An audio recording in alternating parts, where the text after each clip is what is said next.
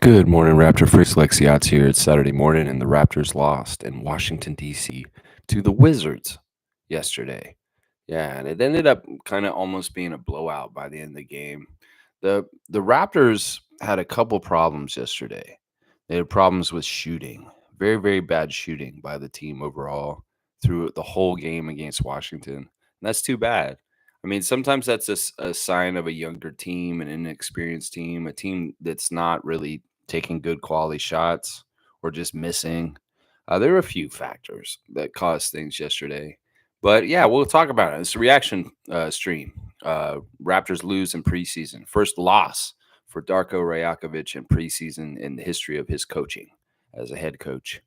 Yeah, it's annoying. In some ways, you want to win. You want to win, but also it's preseason. It doesn't matter. And in some ways, the goals of what the Raptors are trying to do right now aren't necessarily to win. It's to check out the younger players and the guys who are trying to make the team and figure out who's going to make the final roster for the season. And, those goals can sometimes be combined together and they work real well. But last night, the plot of trying to win the game was lost at some point in the second half. And it's too bad. Now, we have to remember, had quite a laundry list of people that were missing for this game, including two of the three letters of barbecue, along with people like Kelly Olynyk. These are huge, huge pieces of the Raptors that weren't there. And once again, the Wizards were playing pretty much with their A team, not really missing anybody like substantially important. Brogdon, sure, whatever. But still, come on. And the other thing is also that the Wizards played their A team for most of the game. We didn't play any of our starters in the fourth quarter, and they were still playing Kuzma and Valanciunas in the fourth quarter.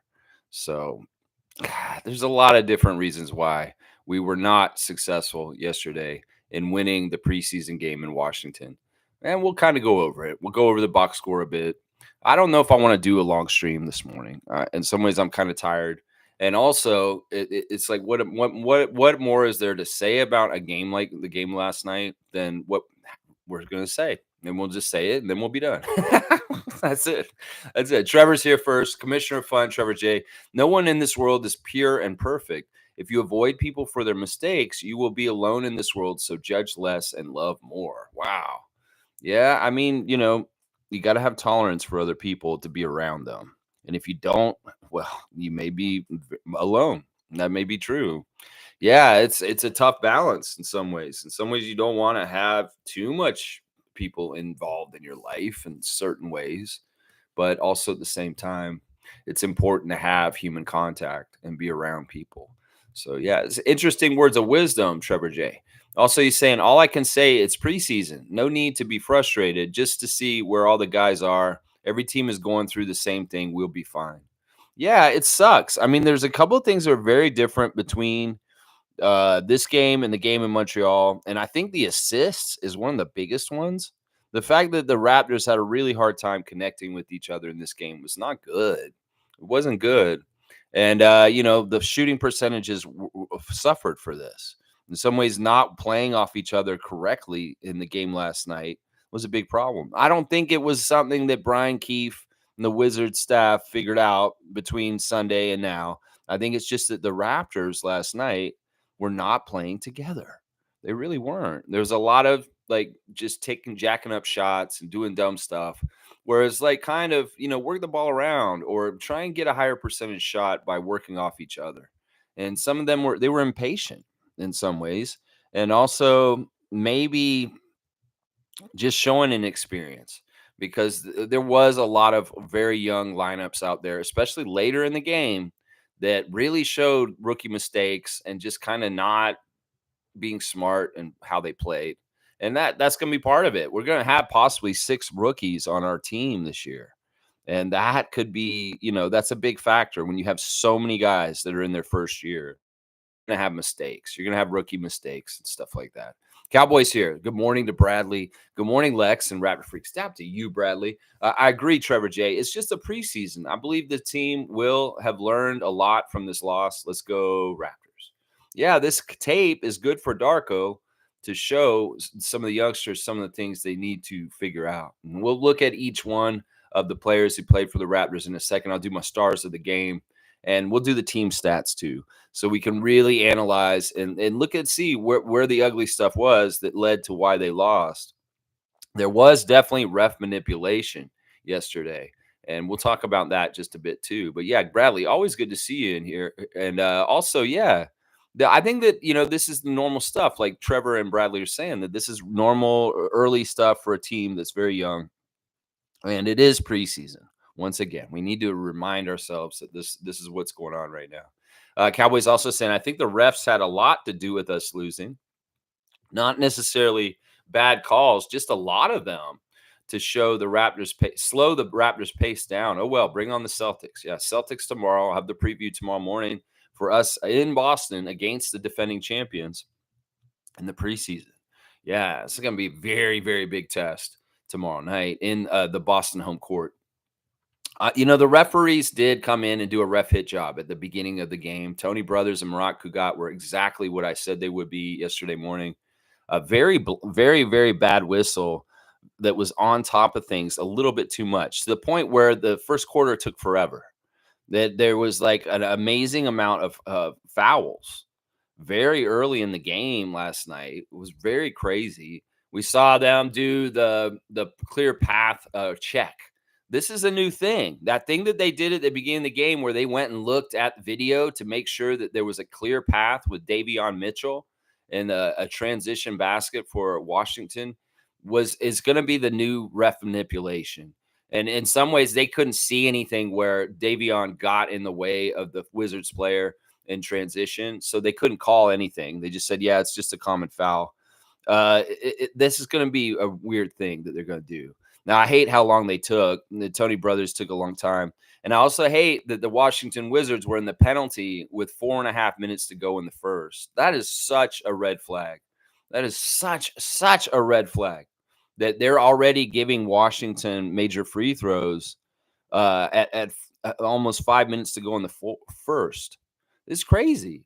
In some ways, the Wizards were getting helped in the beginning to jumpstart the game by getting to the free throw line, and they were missing them still.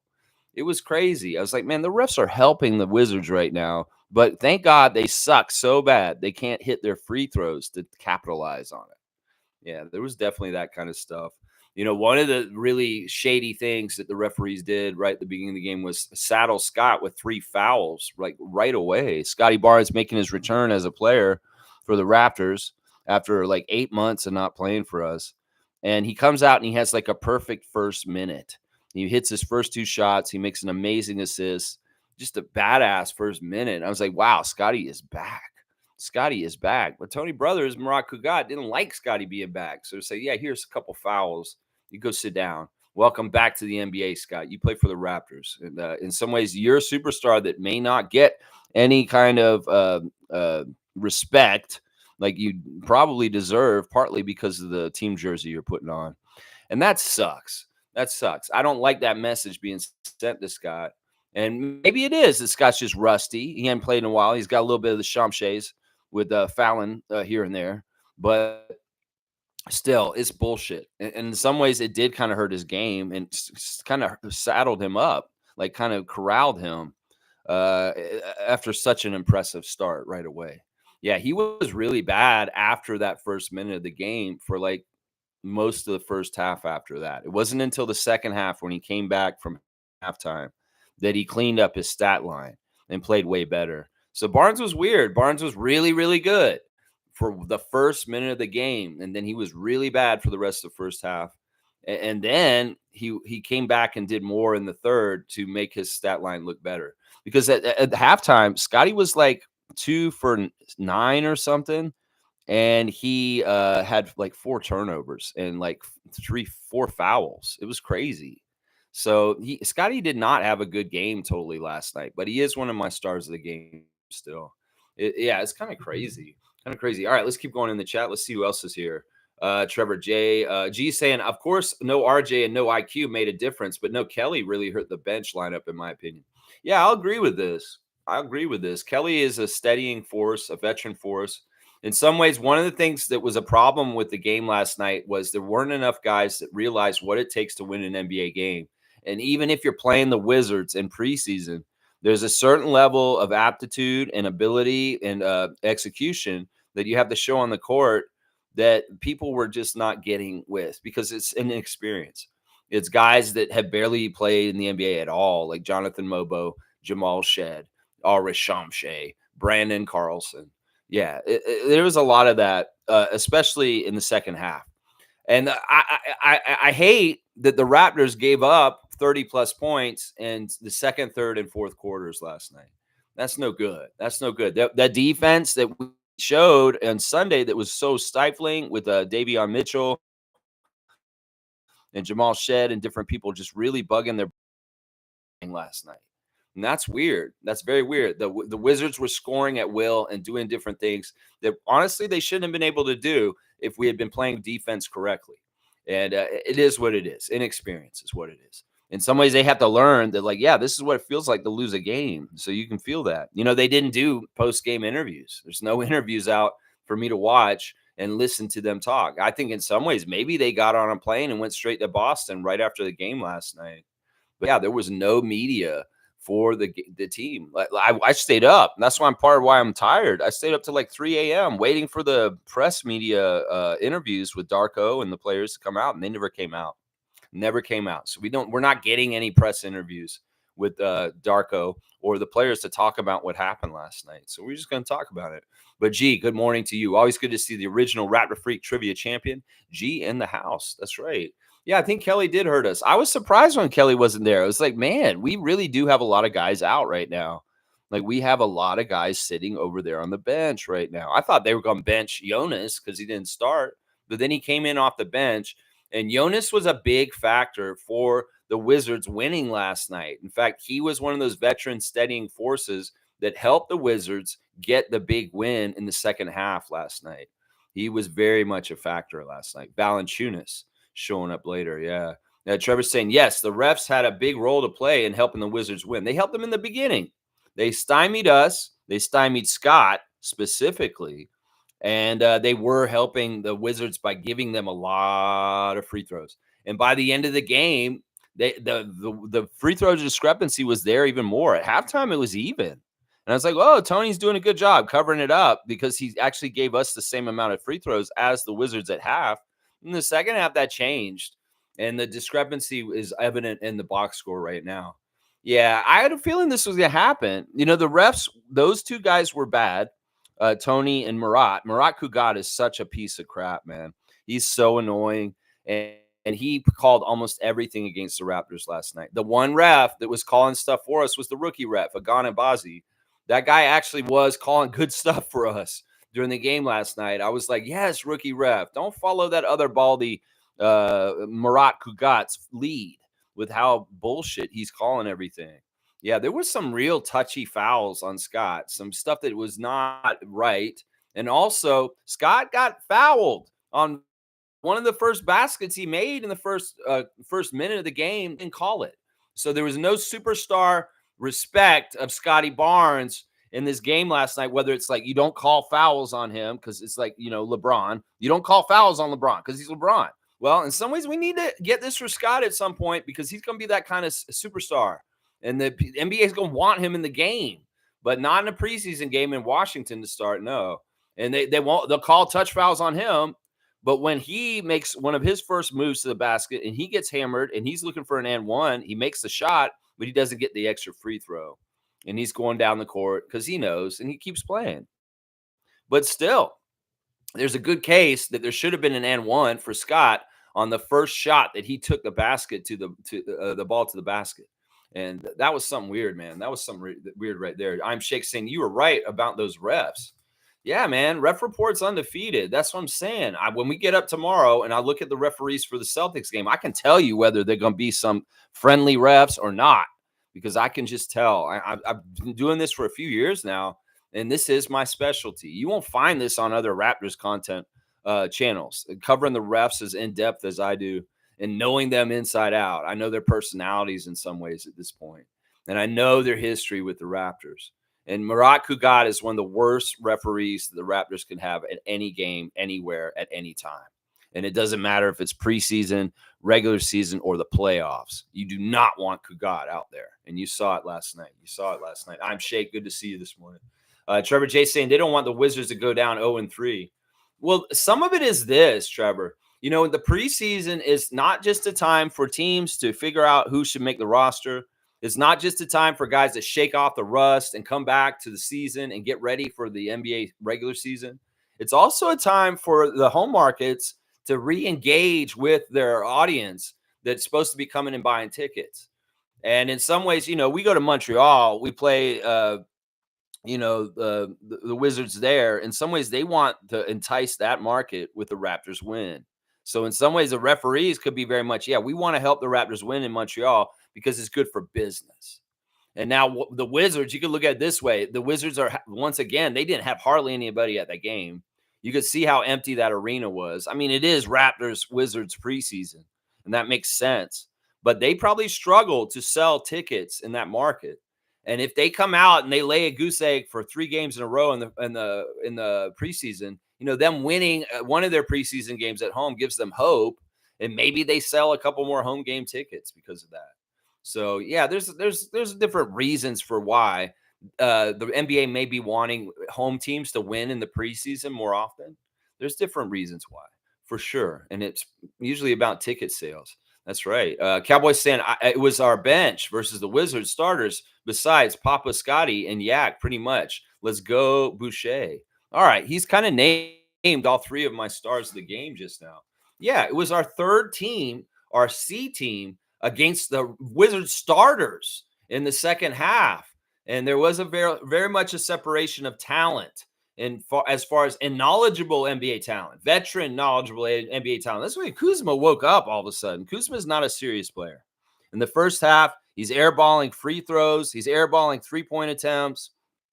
He's not a serious player. He's a horrible vet for those young Wizards to be a leader for. All kinds of different things. I have a problem with Kyle Kuzma. But he did wake up later, and he is a talented scorer when he is hitting. And later on in the game, him and Kispert took us apart, and then Valanciunas was the big that helped as far as finishing that job. So what can you do? We're playing the starters of the Wizards, their best look, their best players, and we're playing our 905 rookie team against them in the fourth quarter. Yeah, we'd have a chance. They separated more from us in the fourth quarter. We didn't play Scotty or Jakob in the fourth quarter at all.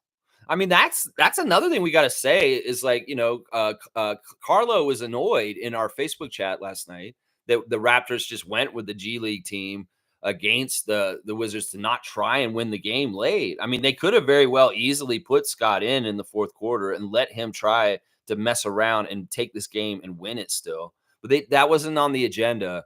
That was not one of the goals for Coach Rajakovic last night. In some ways, he ceded this loss to the Wizards. If he was really, really being ultra competitive and really, really trying to win this game, he would not have been making the substitutions and having the lineup that he had in the second half late in the game. He gave that whole entire quarter pretty much to guys like Shamshay and, Jamison Battle and Jared Rhoden. So it is what it is. And the decisions were made by the coaching staff to lose this game last night. I mean, the opportunities to win this game were there. But in some ways, that's not what they were trying to do last night. They're trying to look at Shamshay and Battle and Rhoden and Carlson and these guys in extended look. So it is what it is. It is what it is. All right, I'll do the 3 stars of the game. My number 1 star of the game last night was Chris Boucher, guys. Chris Boucher was electric last night. He got 22 points in 18 minutes. So he was doing that over minute point production. And he was fantastic. 7 of 10 from the field. 3 of 4 from 3. He made all 5 of his free throws at the line, being an ultimate pro. 7 rebounds. He did have 3 turnovers, 22 points. Yeah, Chris, you're a badass, man. In some ways, Monique declared at the end of the game, I'm declaring that Chris is going to be in the rotation this year. And you know what? If he plays like he did last night, yeah. Because in some ways, Chris is doing what he does best, and that's hustle play, getting on the boards and getting offensive rebounds. We saw that a few times where he was just wiggling his way in there and getting the ball and giving us a second chance and putting it in. And that's fantastic. Plus his 3 was hitting. last night. So Chris was our player of the game. He was the one bright spot in a lot of ways in the game last night. Went above and beyond. And yeah, it is a contract year for Chris Boucher.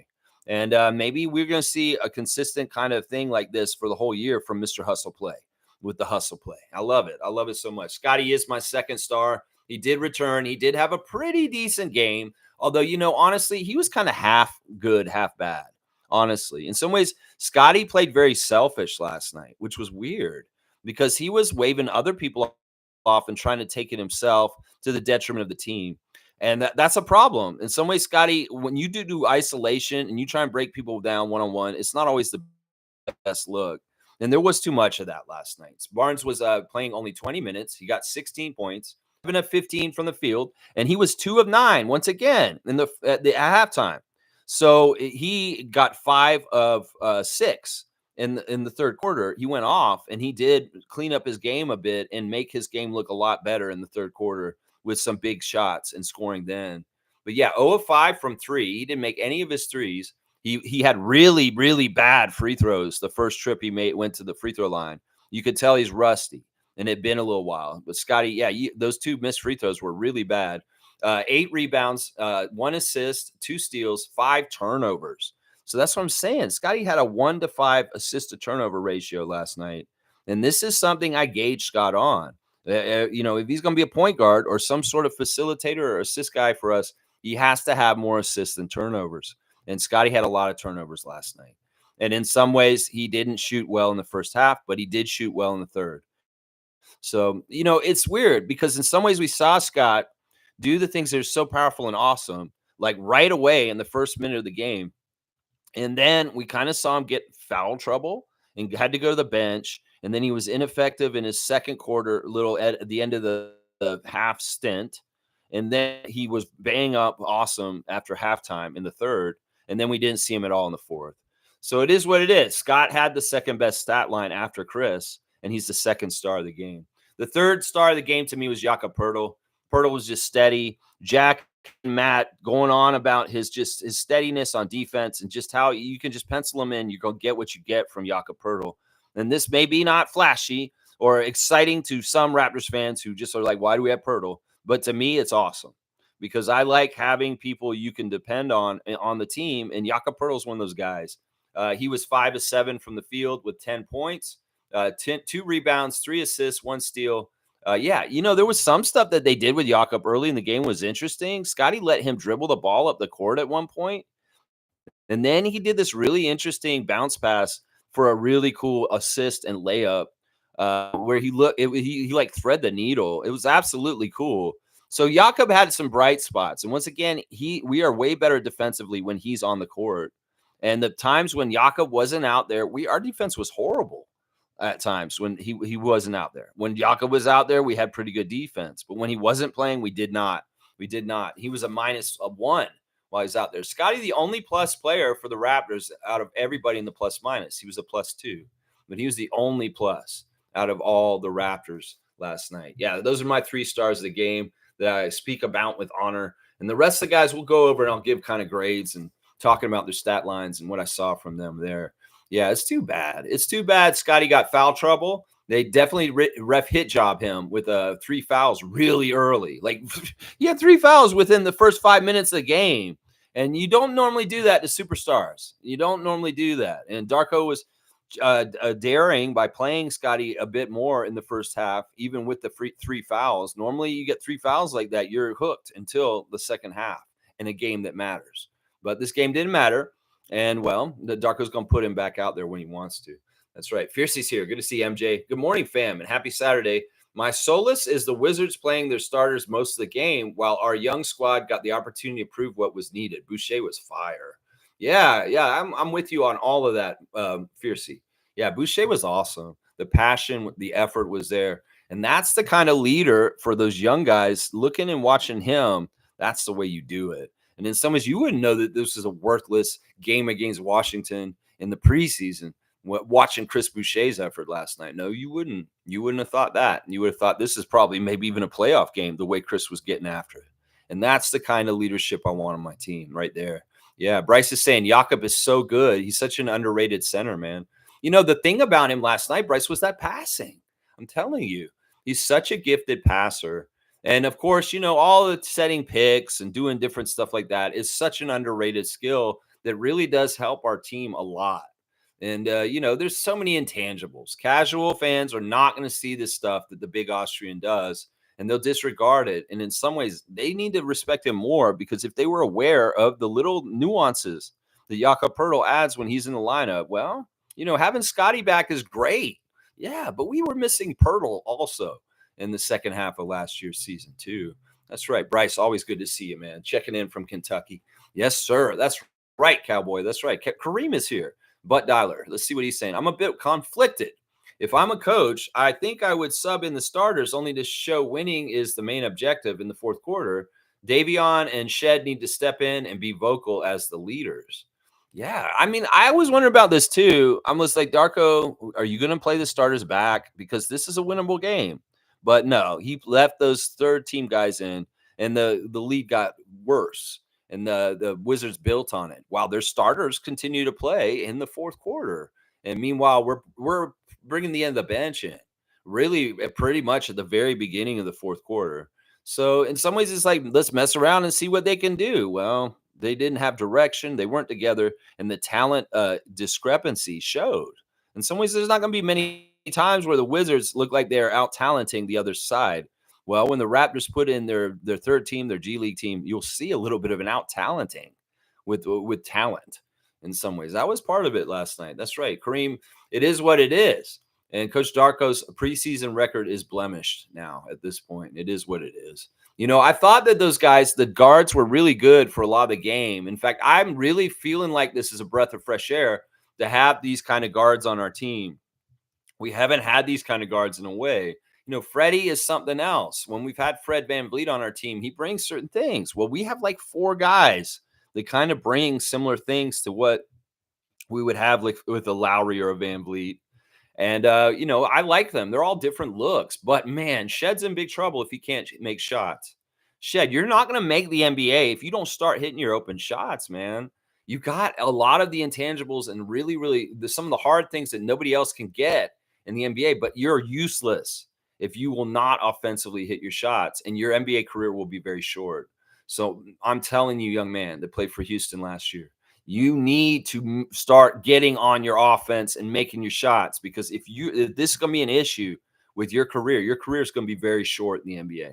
It doesn't matter how much of a dog you are. It doesn't matter how much of a winning kind of guy you were at Houston. If you can't make your open shots in the NBA, you're fucked, bro. And your career is not going to be very long.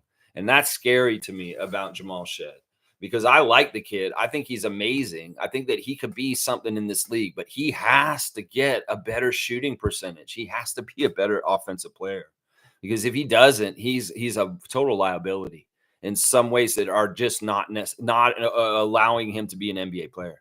And that's a bad thing. So if there's anything you're working on, Jamal Shed, you need to get dialed in and make sure when you shoot a three, you're making it, because that's what Freddie did.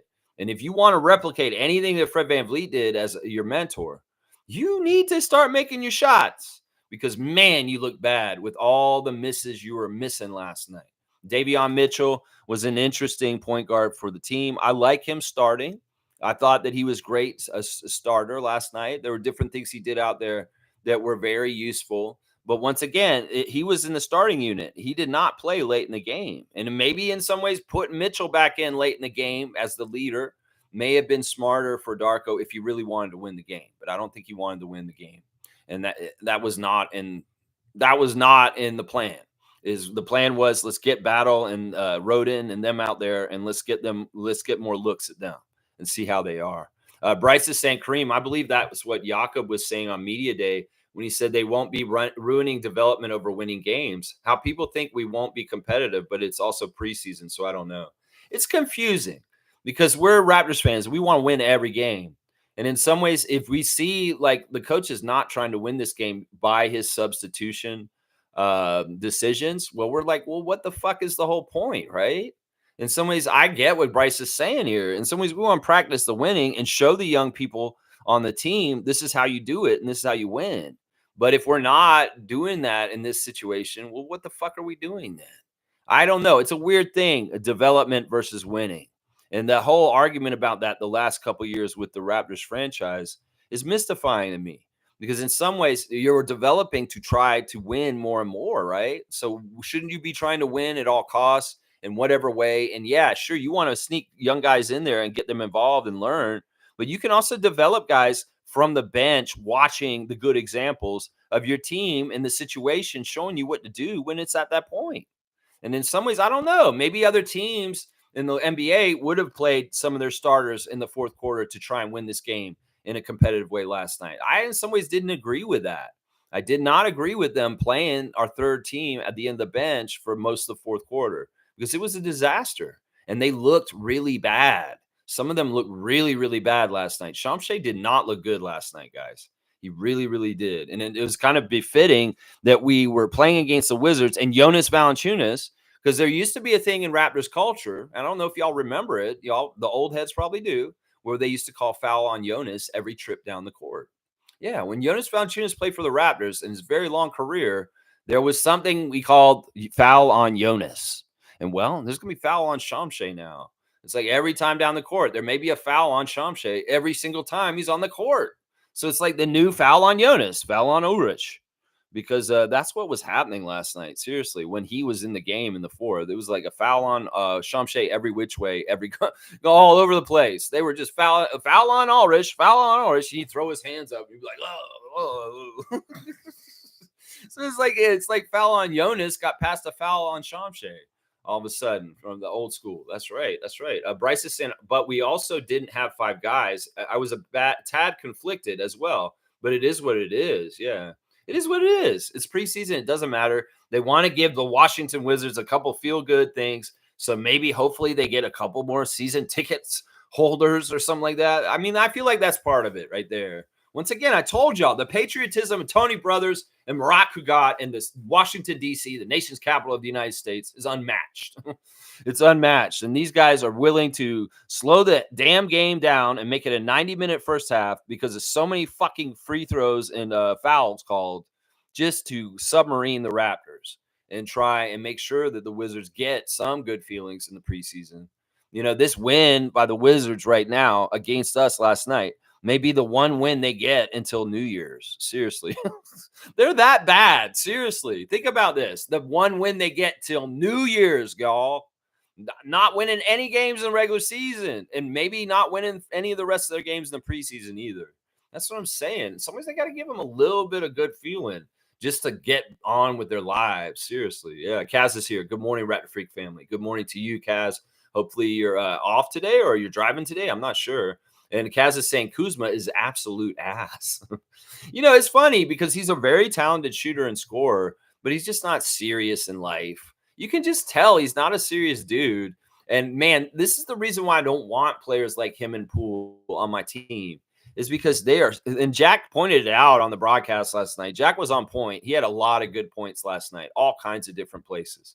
All kinds of different places. He talked about tanking last night. Jack Armstrong was spitting fire last night as far as some of his opinions. But yeah, he's talking about like when you're tanking for trying to get high draft picks, kind of like the Wizards. Well, you do need a good coach. You do need good leaders on there, because if you don't have any of that, you just got a bunch of youngsters don't know what they're doing, and you're not going to go anywhere. You just keep bringing in different young guys, and you just don't build. You do not build that way. So tanking by itself is not work in the NBA. In some ways, you have to have the environment on your team with a good culture, a good coach, and also good vets on the team that can guide the young people on your team so that they're developing correctly. And that's a big problem I would worry about if I was Wizards freak. Then I'll be like, man, these guys don't have nobody teaching them how to be pros or how to play right when Kyle Kuzma is the leader of this team. And that's just the damn truth. I mean, it's crazy. Like, what do you expect Johnny Davis and Alexander Sarr and these guys, Bub Carrington, to learn from these, guys like Jordan Poole? They're not learning jack shit. Jordan Poole's a selfish player. It's not like he's going to try and teach the young players. He sees them as competition. You saw what happened with him and Draymond back in Golden State. In some ways, Jordan Poole's not a team player in some ways. He talks shit and he puts other people down. And he probably is not very mentoring of the young wizards that are younger than him. So there's a lot there. And Jack was spitting fire last night. Jack had so many good points last night in different places. I was really impressed with Jack Armstrong last night and the stuff he was talking about. Trevor's saying they win by hitting 17 threes. Okay, let's go look at the team stats since Trevor brought it up. And we'll talk about exactly why we got beat. First of all, I hate seeing 30-plus points in 3 of the 4 quarters for the Wizards. That is not doing good defense in any kind of way. When you're letting a lowly team like the Wizards get 30-plus points in 3 out of the 4 quarters, and that, we had pretty good defense in the beginning of the game with the starters, but, man, we did not have good defense throughout the rest of the game. We shot so bad the whole entire game. We were shooting like 34% at the half. We didn't really raise it much in the second half. We ended up shooting 36% from the field last night. You're not going to win from that. You're not getting assists with each other, and you're not making the shots. You're not going to win. Meanwhile, the Wizards were able to shoot 46%, including 40% from the 3. They shot better from the 3 than we shot from all around on our field goal. They shot 40% from 3, and we shot 36% from field goal. So you figure that out. 17 3-pointers versus 7 for us. That's 30-point difference in 3-pointers just right there. And Jack brought this up. He's like, Gary Trent's not here anymore. This is scary. I hope somebody will step up and take that void of Gary and trying to make the threes for us this year. In some ways, the logical choice is Grady, but it's not just Grady who needs to do this. And we'll look at the Raptors individuals as far as what they shot from 3 and who maybe should have been making some of those threes very soon. The free throw discrepancy was even at half, but they did give them plus 11 free throw attempts by the end of the game. 38 free throw attempts for the Wizards to 27 for us. So that's 11 more points right there added on there. You can look at this and they're like, wow, they only beat us by 18. They beat us by 30 at the 3-point line. And then they got 11 more free throw attempts than us also. So it's like, yeah, in some ways, no wonder they routed us because we shot so bad and the referees handcuffed us with all kinds of crazy fouls. 20 is set 27 at the free throw line. So we did shoot better at the free throw line than them. We did out-rebound them. So there's a bright spot there. 45 rebounds for us, including 19 offensive rebounds. This may have been one of the good things we did last night. And a lot of that was Chris Boucher crashing the boards and being a leader that way. But yeah, the rebounds were one bright spot. The assists really, really bad. We went from getting 39 assists on the first game in Montreal to getting only 20 assists last night. My magic number is 25. So Darko, we needed 5 more to get the quota. We had 9 assists for the team at halftime. And in some ways, we know the Raptors have been so successful when they're getting a lot of their points off of assists, and the connections just weren't there last night. In some ways, Scotty may have been trying to force stuff as the main leader guy in the beginning of the game too much, and that kind of set the tone. In some ways, Scotty, we needed you to come back and do some of your passing kind of stuff and get other people involved. I know it had been a while, and you wanted to do some of the things you like to do. But honestly, one-on-one isolation, I'm going to dribble, break you down, and then I'm going to shoot over you is not the right move for you, man. You have to get it. I would have this rule with Scott that somebody has to touch the ball other than you every single possession. You can get it right back, but you need to do, like, there was a give and go that you did at one point that was absolutely fantastic. That kind of stuff is great. Like Shed was doing a give and a go with a couple of different people, where he'd pass it to somebody and then pass it back, and then he'd pass it back to them and they get a layup. So give and go, any kind of thing where you're getting one other person involved. You cannot just dribble up the court, dribble a fancy dribble between your legs, and try and shoot the ball over guys. That is not a good move for you, Scott. And I know that you can do that and make it successfully sometimes, and you did do that at times last night, but it is not conducive for the team game and team building and getting other people involved, the amount of people that you need to help you to get that W. So, Scott, in some ways, my criticism is you're trying to do too much by yourself last night, and you did not successfully get other people involved. 20 assists is not enough assists for the Raptors. I'm sorry. The steals, even 12-12. They had 8 blocks. We had 3. The turnovers were an issue also, but some of the turnovers were offensive fouls called by the ref hit job in the first quarter. that some of these turnovers that we got, we were like hammered with turnovers in the beginning, but it was really forced turnovers by Tony Brothers and Murat Kugat calling crazy ass offensive fouls. Some of it was screen stuff. Some of it was like a little bit of a hook by Jamal Shed. He's like underneath the basket. That was such a bullshit call, that arm hook underneath the basket. There were a few calls that were absolute horseshit at the beginning of the game that were totally made up fucking bullshit by Kugat and Brothers. Yeah, in some ways, yeah, they were not being fair at the beginning. Trust me. 48 points in the paint was absolutely fantastic. In fact, when you're not making outside shots, you better go inside. So getting inside was good. Yeah, in some ways, 32 fouls to 25 fouls for the Wizards. So we got called 7 more fouls on us, and they got 11 more free throws than us. So yeah, just a tough game, team stats wise. At least we won the rebounding battle. But yeah, it's crazy, man. Smooth's here. Power went out for 2 hours last night. Could not watch the game last night. Chris Boucher played well, eh? Yeah, I honestly was really, really proud of Chris. Chris has taken the challenge this season of trying to make a new contract for next year. As his contract runs out this season, he's eligible for an extension with the Raptors by a certain deadline. He could get an extended more years on top of the year that he's on right now. He could also stay on this contract and be a very attractive trade piece like Bruce Brown. But either way, Chris is thinking about next year, and he's starting to build the case for he's a very good NBA player, and he wants to be attractive to either the Raptors or another NBA team. So he did a good job with that. Kaz is saying Chris Boucher was about the only one that played well. Yeah, he played well overall. All right, let's go look at him since we brought this up. Let's go look at him, and I'll break each one down that we didn't break down already as far as the 3 stars of Boucher, Barnes, and Pirtle. Davion Mitchell was actually really good last night. I don't want to give him a lot of crap. He only made 1 shot, and it was and then he made 1 free throw. He only had 3 points, but he had 6 assists and 4 rebounds, and he was doing pretty good stuff. So I think that he was pretty steady as a leader as far as like playing the point guard with Scott. He did really good deferring to Scott and kind of playing off of him, and kind of also he's a safety on defense. As far as Darko's talked about wanting to offensive board more.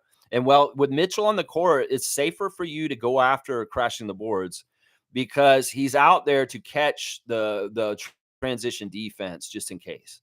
If you send guys at the boards and everybody else is running back and you don't successfully get the offensive board, well, there's a man advantage. But if Davion Mitchell is out there catching it and kind of safeguarding it, that's a good thing. So I'm not really mad at Mitchell. In some ways, I'd love for him to have more of an offensive output, but he was being a good point guard, and we were seeing some of the fruits of that with his assists, and then the defensive stuff was on point. So it's a weird thing when you're judging him. I thought Oshai did pretty good being a starter. He was very energetic last night. In the first half, he was very much involved in doing good things to help us defensively and also get after loose balls and stuff like that. 6 points for Oshai, 2 of 5 from the field. He did miss both his 3-point attempts, which is too bad. It's really, really too bad. You look at him and Scott, and they're 0 for 7 from 3. And if you think about it, if one of those guys makes like two three-pointers, that really helps our 3-point shooting. So they got to dial in, and they got to make it. It could be that Scott was taking kind of not very good 3-point attempts, and Oshai, he missed some open ones, but that's too bad. 2 of 3 from the free throw line. Abaji with 4 rebounds, an assist, a steal, and a block. Yeah, he's a little bit of everything. I thought that Abaji was okay. In some ways, it was kind of what we've been getting from him from last year also, but it wasn't a bad game. It was kind of in the middle. It wasn't a super good game. It wasn't a bad game. Abaji was active, and he was a presence on the court, and that's good. That's good. Yeah, Grady Dick had a little bit of a difficult game. He did start making threes, though, which was nice. He made 2 threes last night, 2 out of 5, 3 for 9 shooting, 8 points for Grady. Grady, in some ways, I felt like didn't play enough. Like he probably could have really helped us try and win the game late in the game. And that's a decision that kind of could have been different as far as helping the Raptors have a chance to win is play Grady in the 4th and let him try and fill it up and catch up the score with hitting some baskets. But no, he sat the bench the whole 4th quarter, and he wasn't really out there then. Yeah, Grady was okay. In some ways, this is kind of like Abaji. It wasn't a horrible game, but it wasn't a really good game. It's kind of in the middle, just kind of contributing in some ways. Grady, you got to score more, is what I'm going to say. You got to find ways to score no matter what, whether your three's going down or not. And well, in some ways, 8 points. I saw what you did in the first game with your points per minute, and you could do better than this. You could do better than this.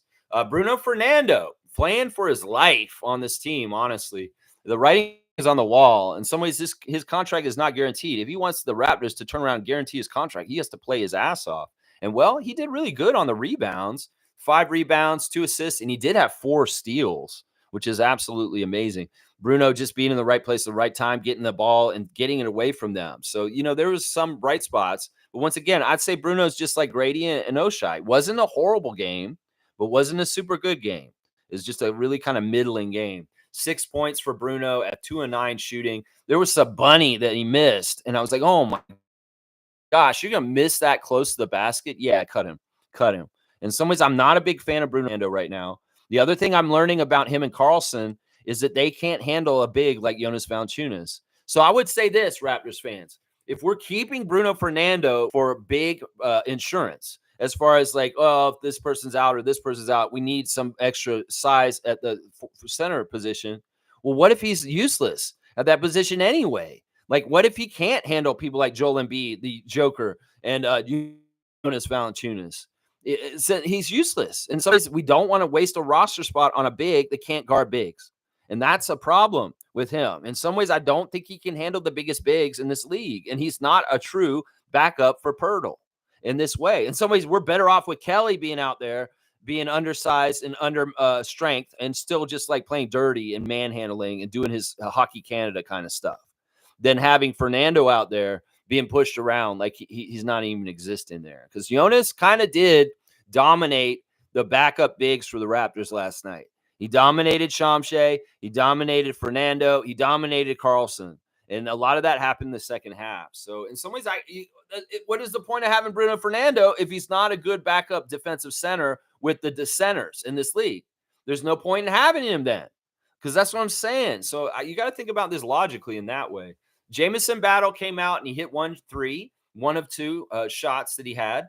Only out there for 8 minutes. Really not a long look at Jamison. Glad to see he made it 1 of shots, and he helped us by getting 1 of the 7 threes. So in some ways, Battle, he wasn't a problem or really outstanding either. Really just came in for the last quarter. Mobo was interesting. He was a little bit all over the place for me. It's very in some ways like the first game. He's blowing defensive assignments still. He's not totally getting it in certain places. He really is green. He probably is the most green of our rookies, other than Shamshay. I say Shamshay is very, very green. But Mobo's very green, and he doesn't exactly know what to do yet on the NBA court, but he's learning. And Scott even brought this up in an interview this week, that his guy, Jonathan, is going to miss some defensive assignments, but he's learning, and he's getting better. And that's the arc. But the thing I like about Mobo is he was an all-around talent for us last night, and he filled up the stat sheet, guys.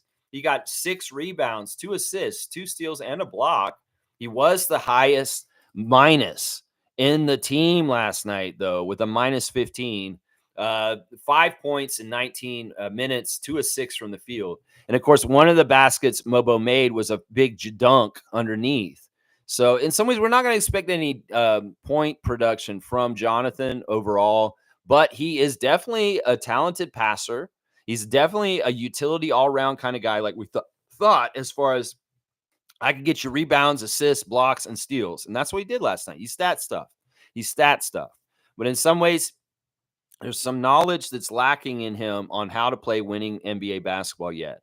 And a lot of it is tightening up his defensive assignments and knowing where to be, because some of the problems that were in the first game against the Wizards and in this game last night was him getting backdoor cut by Wizards that are sneaking behind him. And he's just not knowledgeable or savvy or experienced enough in the NBA to understand, like, this is what they're going to do to try and score on you. And he, in some ways, he just got to learn where to be at the right place, the right time. And that's a lot of what learning with Mobo. But 19 minutes for him, he got out there and he was pretty productive with stat stuffing. Carlson is not good last night. In fact, I'm really worried about Brendan Carlson. I don't know if he should be playing in the NBA this year. I really don't think he should. In some ways, he has to do what Grady did last year and put more muscle on him, because he's not going to be useful. And if he's not making his 3-point shot, well, he's really not useful because he's not a very good defensive center at all, guys. He's somebody that is people are able to muscle and get past him. He will not be able to control anybody like Jonas Valanciunas. And in some ways, the best thing he can do on defense is be a help defender as a blocker coming from the weak side, kind of like Chris Boucher. So in some ways, it's the same issues that you have with Chris Boucher. This guy just doesn't have the weight to carry around the basket, and he will get pushed around, and people will score on him easy. And then if you have him not doing good things on the offensive end, well, he's a waste. And in some ways, I'm going to say right now, Brendan Carlson probably needs to play strictly on the 905 for most of the season. And he has to put weight on. I'm sorry. He was 0 for 3, 0 for 2 from his 3-point shots. He only played 4 minutes because in some ways, those 4 minutes he was out there, he was hot garbage. I'm just going to say that real quick. He was hot garbage in those minutes. Shamshay came out for 8 minutes and he got 5 fouls, guys. Shamshay was on the court for 8 minutes and he managed to get 5 fouls, 1 foul away from fouling out.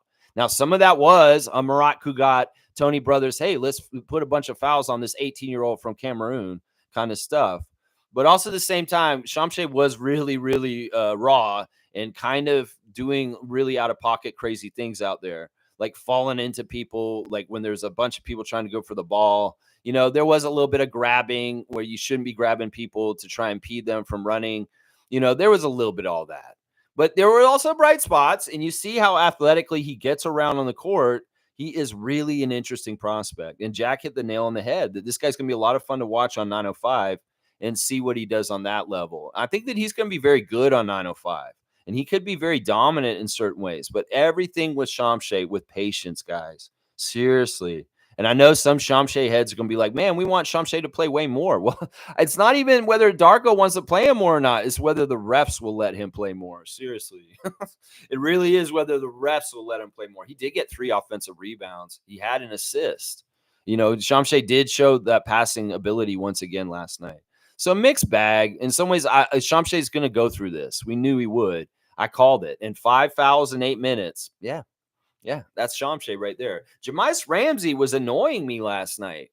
In some ways, he played a very physical brand of defense at times, and he got burned for it. They were calling fouls on him for muscling around. Tony Brothers in particular, not letting Ramsey be a tough guy and bully people and calling every little touch that Ramsey did, which was kind of annoying. 2 of 7 from the field for Jamice, 1 of 2 from 3, 1 of 2 from the free throw line. And no stats otherwise, other than 3 turnovers. He was a minus 14. So he was the second worst plus minus on the team after Jonathan Mobo. But 6 points for Ramsey. In some ways, Ramsey, with the lineup that he was out there with later in the game, he needed to step up and be the alpha and kind of be the guy to score because he had the most experience and he probably in some ways had the most talent as far as being able to score. But yeah, it was a tough game for Jamice Ramsey last night. And in some ways, I was not impressed with what he did. If we're talking about the guys who are trying to make our team last night, in some ways, Battle is still looking he was looking the best last night. In some ways, Fernando, some bright spots, some interesting stuff with the rebounds and the steals, but Jamice Ramsey didn't look that good last night. And Jared Rhoden was nothing last night. Jared Rhoden actually 5 minutes out there, 0 for 2. Goose egg, he only got a rebound, and that was pretty much it. So Jared Rhoden not doubling down on his first great game against Washington, not showing up. Battle at least got 1-3 in there. Yeah, so it's a little bit tough for these guys trying to make the team right now. Now, I'm going to talk about Jamal Shed more. In some ways, like I said, Jamal Shed not being able to hit any shots is really, really bad, guys. 1 of 8 for Jamal last night. 0 for 5 from 3. 4 of 4 at the free throw line, though. 6 points for Jamal. Only 2 assists and only 1 steal. And yeah, in some ways, these are problems. Jamal, if you're not gonna make points, you definitely got to get assists and set other guys up. And then also, somehow, some way, scrap things together and figure it out. I'm telling you, if you do not make open shots, your NBA career is gonna be short, Jamal Shed. So please work on this because I think you're amazing. I think you're going to be awesome if you do this. And it's just, man, I know it's easier said than done. But in some ways, if there's anything you need to work on, you need to work on your jump shot and you need to get more dialed in because it's going to hurt your career if you don't. DJ Carton did not play well last night either in some ways. Now, he was savvy and smart and vet, and some of the decisions he was making, he was kind of a steadying force with guys like Olenek and IQ and RJ out.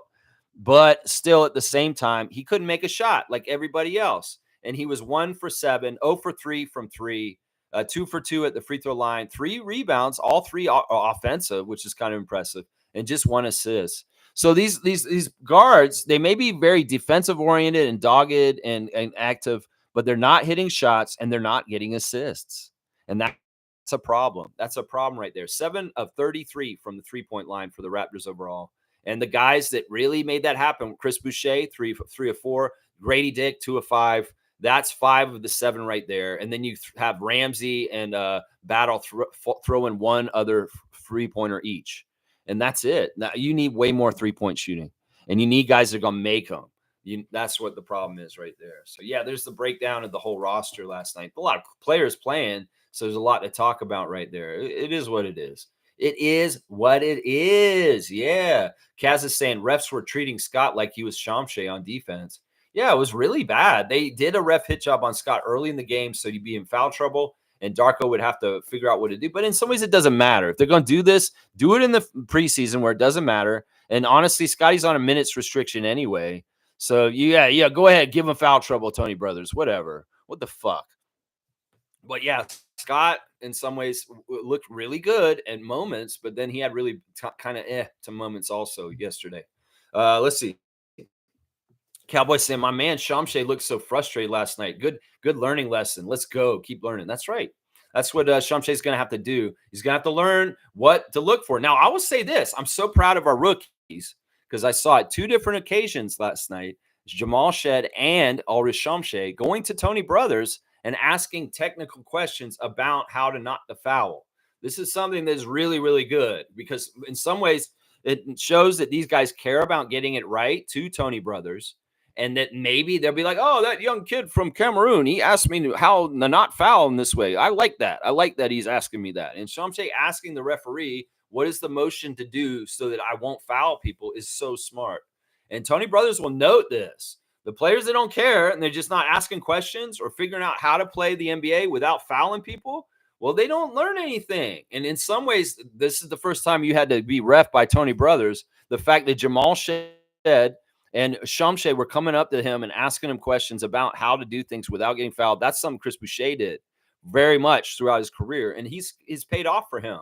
He gets all kinds of good foul calls on offensive rebound attempts because he's talked to the refs and figured out what they look for and what they will call and what they won't call and stuff like that.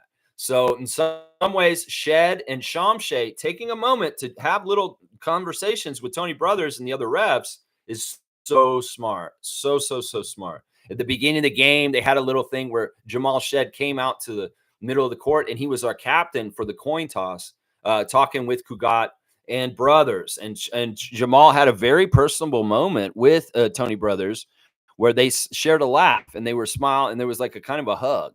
So that's good. I like Shed going to those little things before the game and getting involved and interacting with the refs. It's a, hello, my name is Jamal Shed. I played for Houston last year. Now I'm a Toronto Raptor. And hi, Tony Brothers. I know you're a referee. I've heard a lot about you. And yeah, I'm coming to play. And I want to get to know this league and how to play it right. That's the smart thing that these rookies were doing yesterday. That's right. That's right. Cowboys saying, my man, Shamshay. Yeah. Let's see. 10-4, good buddy. There you go. 10-4 to Kaz on the road. G saying, I really want Scotty going back to being a glue guy. He is not a point guard, but can still facilitate from the paint. Yeah. And somebody's look, everybody out there, and like, all right, I'm going to tell y'all, I'm predict something right now. There was a moment where Mitchell, it was either Mitchell or Shed. I don't remember which one was out there at the time. And they looked off Scott. And Scott kind of got frustrated for a moment. Y'all may have saw that where Scotty was like this. Now, let's pay attention to idiots like you shall not be named and the Scotty lovers. If the Scotty lovers are coming after either Davion Mitchell or Jamal Shed because they looked off Scott in that one moment, yeah, they're being too sensitive. In some ways, look, we can't just cater everything around what Scotty wants. Exactly. In some ways, in game situations, players are going to have to make different decisions. And in the past, I've seen certain people in the Raptors fan nation go after some of our players just because of something stupid like that. So be aware of this and watch out for it. I'm going to call it right now because I know how stupid these people like he who shall not be named get about Scotty not getting what he wants. So seeing Scotty at one point in the second quarter go like this because they didn't pass it to him. Yeah, I'm sure Scotty lovers are going to be talking about this today, and they may hate one of our players already this season because that's their action. That's the way they do things. That's what they did since Scotty was a rookie. Every single player that didn't do exactly what Scotty wanted them to do on the court, they came after them with pitchforks and started saying, "Oh, you don't know Scotty. Get Dennis off my team." I'm ready for this shit because there was a moment last night where Scotty got waved off. And he made a very observable motion with his hands. And I'm sure the Scotty fans that are so sensitive probably is like, oh my gosh, he waved off Scotty. Get that man off my team. Pay attention and see if Raptors Freak's right. That if you're going to go and see Penn State basketball and see if he's saying some shit about that today, you might hear that. And it may very well be he's already got his first target for the year to talk shit about like he did Pascal, Fred VanVleet, and Dennis Schroeder in the past. Because, oh my God, God forbid somebody waved off Scott and tried to set up an offensive play on the other side of the floor away from him. Oh my gosh, it's a team sport. And it's not just feed Scotty's ego and do whatever the fuck he wants on the court. No, in some ways, that's not winning basketball, Scotty fans. You want to win. You want Scotty to be one of the greatest players in the NBA ever. Well, you need to let him be well-rounded and play, like G's saying, a glue guy. In some ways, the glue guy is his best role. It's not being the dominant scorer. RJ's that guy. In some ways, Scotty needs to be the facilitator and doing all the everything and all around the edges. And sometimes, yeah, he's taking it himself and scoring for us. But in some ways, Scott's best skill is setting somebody else up to get a really easy basket. And that's what people need to understand right there. That's right. Brian's saying, what's up, Freak Nation? Dap. Cost my friend on his bet. I was sure the Raps would win by 10. Fiercely, I saw your comment on my last show. DM me. It's yours. There you go. There you go. Fiercely showing support for To The Point. King Brian's YouTube channel. Fantastic stuff, Brian. Yeah, I hate that you lost a bet betting on the Raptors to win, and they lost, and they didn't come through for you, man. I'm sorry to hear about that, Brian. Trevor's saying Oshai's defense was very good. Yeah, early on, he was locking people down. I thought the defense was very good early. I mean, in the first quarter, the Wizards did end up having the lead at the end of the half. But the Raptors were winning 25-18 after one, and we did a good job on the Wizards for the first quarter, even if there were so many stupid-ass fouls every which way, and they slowed the game down so much. The fact that they put them in the penalty so early was really hand-holding. Was really like, Wizards, we understand. You're a lowly team that sucks. So Tony Brothers got you, man. We're going to put you in the penalty early so you can get easy points at the charity stripe. One way or another, you will get there, guys. We're going to help you. Yeah, in some ways that was by design, guys. They knew the Wizards suck, so they had to throw a bunch of fouls on the game right away at the beginning of the game just to help them get going with scoring. Because in the first game, we didn't allow them really to get going and scoring or do anything, and we blew them out. So in some ways, it's like a car. The engine was cold, so they got the jumper cables out, and they zapped it so that the Wizards could start driving. It was really like that, seriously. And Oshai was very good on defense early, Trevor. Good eye. Good eye. Carlos saying, on a positive note, when healthy, this is a deeper team. That is something that struck me about the game last night, is that the Raptors may have depth. And that's what Jack and Matt were saying, is if you think about it, Davion Mitchell's going to be our backup point guard. He started the 2 preseason games so far. And Emmanuel will be in there. You know, it's obviously going to be way more different with Barbecue fully there. Barbecue Yak Dick. So that would be a totally different starting 5 and how it'll operate and its capabilities. Now, I don't want this to happen, Raptors. I don't want this to happen. I don't want no same thing as the last 20 games of the season when Scotty was out and Jakob was out, where we're half-assing things this whole entire season because somebody is always out. I do not want this to happen. In some ways, I'm already seeing this maybe what's going to happen this year, is that the Raptors aren't going to, quote-unquote, tank, but there may be a DNP almost every single game of one of the main players that's not out there playing for us. And this is some ways kind of a submarine tank or an undercover tank. But I don't want to do this kind of shit, Raptors. I want our guys to be out there healthy and trying to play all together. But if we have this weird year this year where we can never have every single person healthy and we're never absolutely our best version of our team, it's going to be very frustrating to me. because I know in some ways the Raptors have utilized this to kind of help their draft cases at the end of the year. Scotty Barnes, Tampa. Yeah. Yeah. And I don't want this to happen. I want these guys to be healthy and be out there and all playing together because I want to see the best version of the Raptors out on the court.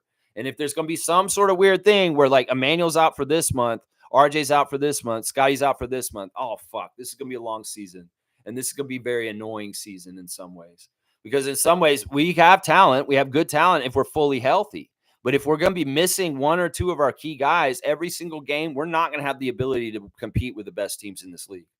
And this will be a very, very long season. So I do not want this to happen. We just got to stay healthy. And we got to have our best look that we can put out there night in and night out to compete in this NBA. If we don't, well, we're going to lose a lot. We're going to lose a lot. And in some ways, IQ sitting out the preseason, I get it. It's a precaution. It's his wrist. RJ separating his shoulder. I've already talked about this a lot this week, how I don't think that this is a very big injury. Well, in some ways, we don't want to be doing this all regular season. During the preseason, it's okay. But if I'm going to be detecting this, and by December, I'm going to be saying, yeah, we've been not having everybody out there. What are we supposed to do? We can't compete. I don't want to be saying that this year. I really don't. I really, really don't. We are a deep team, though. And we do have a very good top 10 players. In some ways, we have a great starting five. And then we have like 10 really good bench players that are useful. And a lot of them are vets. And then we have like 5 rookies after that. So you can think about it. We got Davion Mitchell. We got Ochai Agbaji. We got Kelly Olynyk. We got Chris Boucher. These are all bench players, not included in the starting lineup. And they're kind of quality. Seriously, Bruce Brown coming off the bench if he's healthy. That's those are all vets as backups for our team, and that's great. And then you have the rookies too. So there is depth to this team for sure. There is for sure, Carlo. Yeah, Tobias saying the way I see it, it's only preseason. Exactly, it's only preseason, and Washington Wizards need to look a little good so that season ticket holders will renew. They got to just look a little bit good. In some ways, that's what that game was all about last night. That's right, their first home game in front of their home crowd. And yeah, they want to try and make tickets happen. Santino, you know it. Okay. Kaz saying, I'm off work on the weekends, Lex. Okay, so you're not driving today. So you're actually just able to watch us today. Cool stuff, Kaz. Good to know that. Roger that. That's right. Kareem saying, Bryce, you are right. Bryce, you are right. What was Bryce right about? What was he saying? Oh, that's way back, wasn't it? Like where Bryce was? He's saying, yeah, we didn't have the 5 guys. Yeah. It is. Yeah, that's so far back, Kareem. You're making me go like 20 comments back. Cowboy saying, one of my people said Sar looks like that kid picking up with Will Smith's daughter in the Bad Boys movie. Check it out. That's pretty good. That's pretty good. Bradley, you can get a dunk for that pop culture reference right there. That's pretty funny. All right, 145. 145. This Alexander Sarr looks like the guy who picks up Will Smith's daughter on Bad Boys. That's so good. Cass saying, Lex, you did warn us about the refs pulling some goofy shit on us in the morning. Looks like that was spot on. Man, I know you just started watching me this summer, Cass, but this is how I do it, man. In some ways, Ref Report is undefeated. I can really tell the way refs are going to be with us, whether they're going to be friendly or not. And and usually I'm handicapping it with like, all right, what are our odds against this team talent-wise to be able to compete with them? And then I'm adding in like the morning of, I'm saying, Raptors, you need to make your shots. You need to lessen turnovers. You need to play together. You need to be good on defense. And you're going to have to beat the refs too. And that was, last night I called it. I said, it's going to be 8-on-5. And we said that in the morning. And 8-on-5 was what we saw last night in a game that's inconsequential. It's just preseason. It doesn't matter. But yeah, in some ways, you're going to find this. The Ref Report, and in some ways, like I said, I've gotten to know all these referees from really paying attention to this. And in some ways, as much as Samson Folk is an X's and O's expert on basketball plays and talking about basketball and everything in the media, I am a referee expert. And I am very, very good at figuring out how the NBA likes to manipulate storylines with their sports entertainment, Vince McMahon. I'm serious. I can look at it. I can read the tea leaves, and I can tell you what I think is going to happen. And often I'm right. Often I'm very, very right. Cass saying, I know exactly what guy you're talking about. That part in Bad Boys? Yeah, I know too. That's why I thought that was funny. Cowboy did a good job there. Infamous is saying, salute, freaks. No need to overanalyze this game. We were missing half our team. Very, very true. Not mad at Scotty. He just is getting his feet wet. Mobo had a natural feel to the game. He's going to be special. And that's what he thinks. All right, that's cool. I like that. Jonathan is going to be a glue guy like Scotty, except on a different grade of quality. And I'm okay with that. In some ways, the way Scotty plays is fun. And the way that more people should play in the NBA as far as stat stuff and all different kind of stats. And while Jonathan's not the best shooter, in some ways, this is part of the problem with our rookies is hopefully Jacoby's a much better shooter out of all of them. Because we're going to need Jacoby Walter to be a good shooter if Shamshay, Shed, and Mobo aren't the best shooters. And Carlson, you're supposed to be a good shooter, but you ain't showing it so far. So anything the rookies can do to shoot better would be awesome. And Drew Jones, get them right down in the G League this year. Because in some ways, we need these guys to shoot better as a whole. These rookies, they really, really do need to. Yeah, they really, really do need to. Infamous, good to see you check in. Yeah, great. In some ways, the game is what it was. It is what it is. And in some ways, the game got away from us. And in some ways, we could have actually won that game still if we were competing past the third quarter. But we weren't. We waved the white flag for the fourth quarter, obviously with our substitution decisions. So it is what it is. Cass saying, yeah, that Shed foul with the arm wrap was such a soft call. Not going to lie. Yeah, it was. Totally was.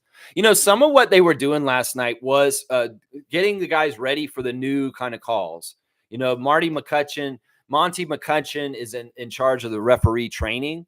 And every year they come out with certain things that they're going to key on, whether it's like being underneath a jump shooter when they shoot a three and having them twist their ankles. That became a really big thing in the last couple of years, where you get called for a foul for not giving a clear landing spot for jump shooters. And then they're also on the other side of the things, they got really mad at people like James Harden and Trae Young for kicking their leg out to try and initiate the contact in the same kind of way. And they call offensive fouls for that. So they're always trying to make the game better. But some ways, when they do try and make the game better, there's a little bit of weirdness about how to interpret the new rules. And in that place is where you can find ref manipulation in the game. And that really was that first thing that they did with the clear pathing with Davion Mitchell and stopping and go and look at it. That is a sign of one of the new things they're going to do this year. Is they're going to stop the game to check and make sure that a defender is giving a clear path to the offensive player to get to the basket. And if they're just bumping them out of the way or doing anything like that, there were a couple calls last night where they called people for fouls for not allowing clear paths for offensive players. So that's the thing they're harping on this year. It's always something different. It may be take fouls one year. It could be undercutting a jump shooter and them landing on your foot. There's always something. And this year, that's what they were doing. And in some ways, Tony and Murat were checking it out and doing stuff with it last night and testing it out. And in some ways, we got a taste of it. We got a taste of what there is also a lot of talk that they're going to allow a lot more physicality this season with the referees. And in some ways, I didn't see that in the first quarter, Tony. No, I didn't. If Rick Carlisle saying, oh, they're going to allow them a lot more physicality. Well, that shit wasn't happening in the first quarter. No, it wasn't. Tony Brothers was whistle happy in that first quarter of the game last night. That's for damn sure he was. Yeah, he was. He was whistle happy. He was like, tweet, tweet, tweet, like a little bird out in the tree next to my house here. Yeah, he was just like that. It's crazy. Crazy. Yeah, soft foul, that arm wraparound by Shed, for sure. Carlos saying Shamshay needs a lot of work, too. Oh, yeah, he does. Don't skip any of the steps, and let's take our time here. No microwave culture with Shamshay. Y'all, there's no rush to get Shamshay to do things to help us in any kind of way. We got to allow him to have the years to develop. And boy, if we do this right, we'll have a Giannis on our hands. I'm telling you right now. In some ways, look, he could be just like Giannis Antetokounmpo. He's got the same body. He's got the same physical specs as far as agility and quickness and running around. And that's why there's no need to rush Ulrich Shamshay. That this dude needs to be on his own schedule, and he will progress on his own speed, trust me, because he's already progressed really quickly from when he was introduced to the sport, and he's a fast learner, and he's paying attention. So I feel real good about this, but Raptors fans, don't wish for too much too soon. Just allow the kid to be a kid still, and let's see where he's at in like 3 years from now. Because if we could drop the ball with this and not do this right, we could frustrate him. We could put him in a bad position. That's so good we have the 905. And that will be a great place for him to make a lot of mistakes that won't cost us on the NBA level. And that's what we got to look at right there. Infamous saying, enjoyed this active hands of the team on the defensive end and the overall coverage of filling the gaps. This is definitely something that's been an upgrade. And I am all about it. Now, it didn't look good last night. It could be that Brian Keefe had a couple of antidotes for our very active defense and how stifling we were on Sunday for last night. They were able to get things a little bit more looser. Some of it is also that we missed so many shots last night. When you miss so many shots, they have transition opportunities and they get going the other way. So making our shots is sometimes the best defense. And in some ways, when you're missing your shots, well, you're allowing the other team to get in transition and probably get easy baskets also. So that was part of the problem last night. Missing the shots allowed for a bad defense for us last night. Kaz saying that dig on Kuzma from Davion to get the steal was nice. Yeah. Kuzma's such a joke. Let me go look at him real quick. I want to look at his stats real quick because Kuzma, in some ways, it was a tale of two halves. It really looked like we were going to get the half Kuzma in the first half, but he woke up in the second half and he took his team to the victory.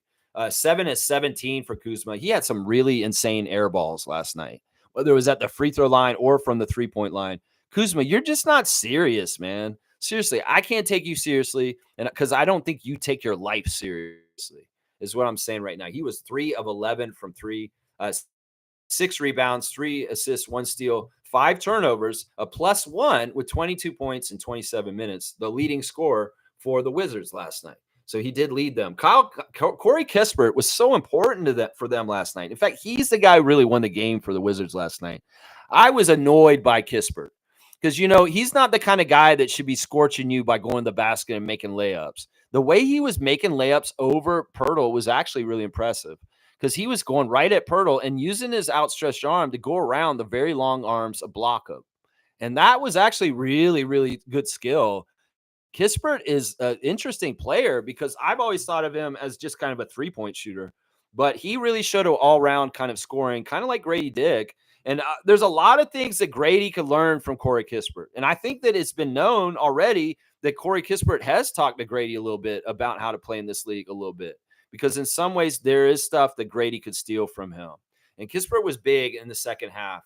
7 of 11 for Corey, 4 of 7 from 3. Those threes killed us. 2 for 3 from free throws, 5 rebounds, 1 assist, 1 steal, and 2 blocks for the small forward. That's crazy. 20 points in 26 minutes.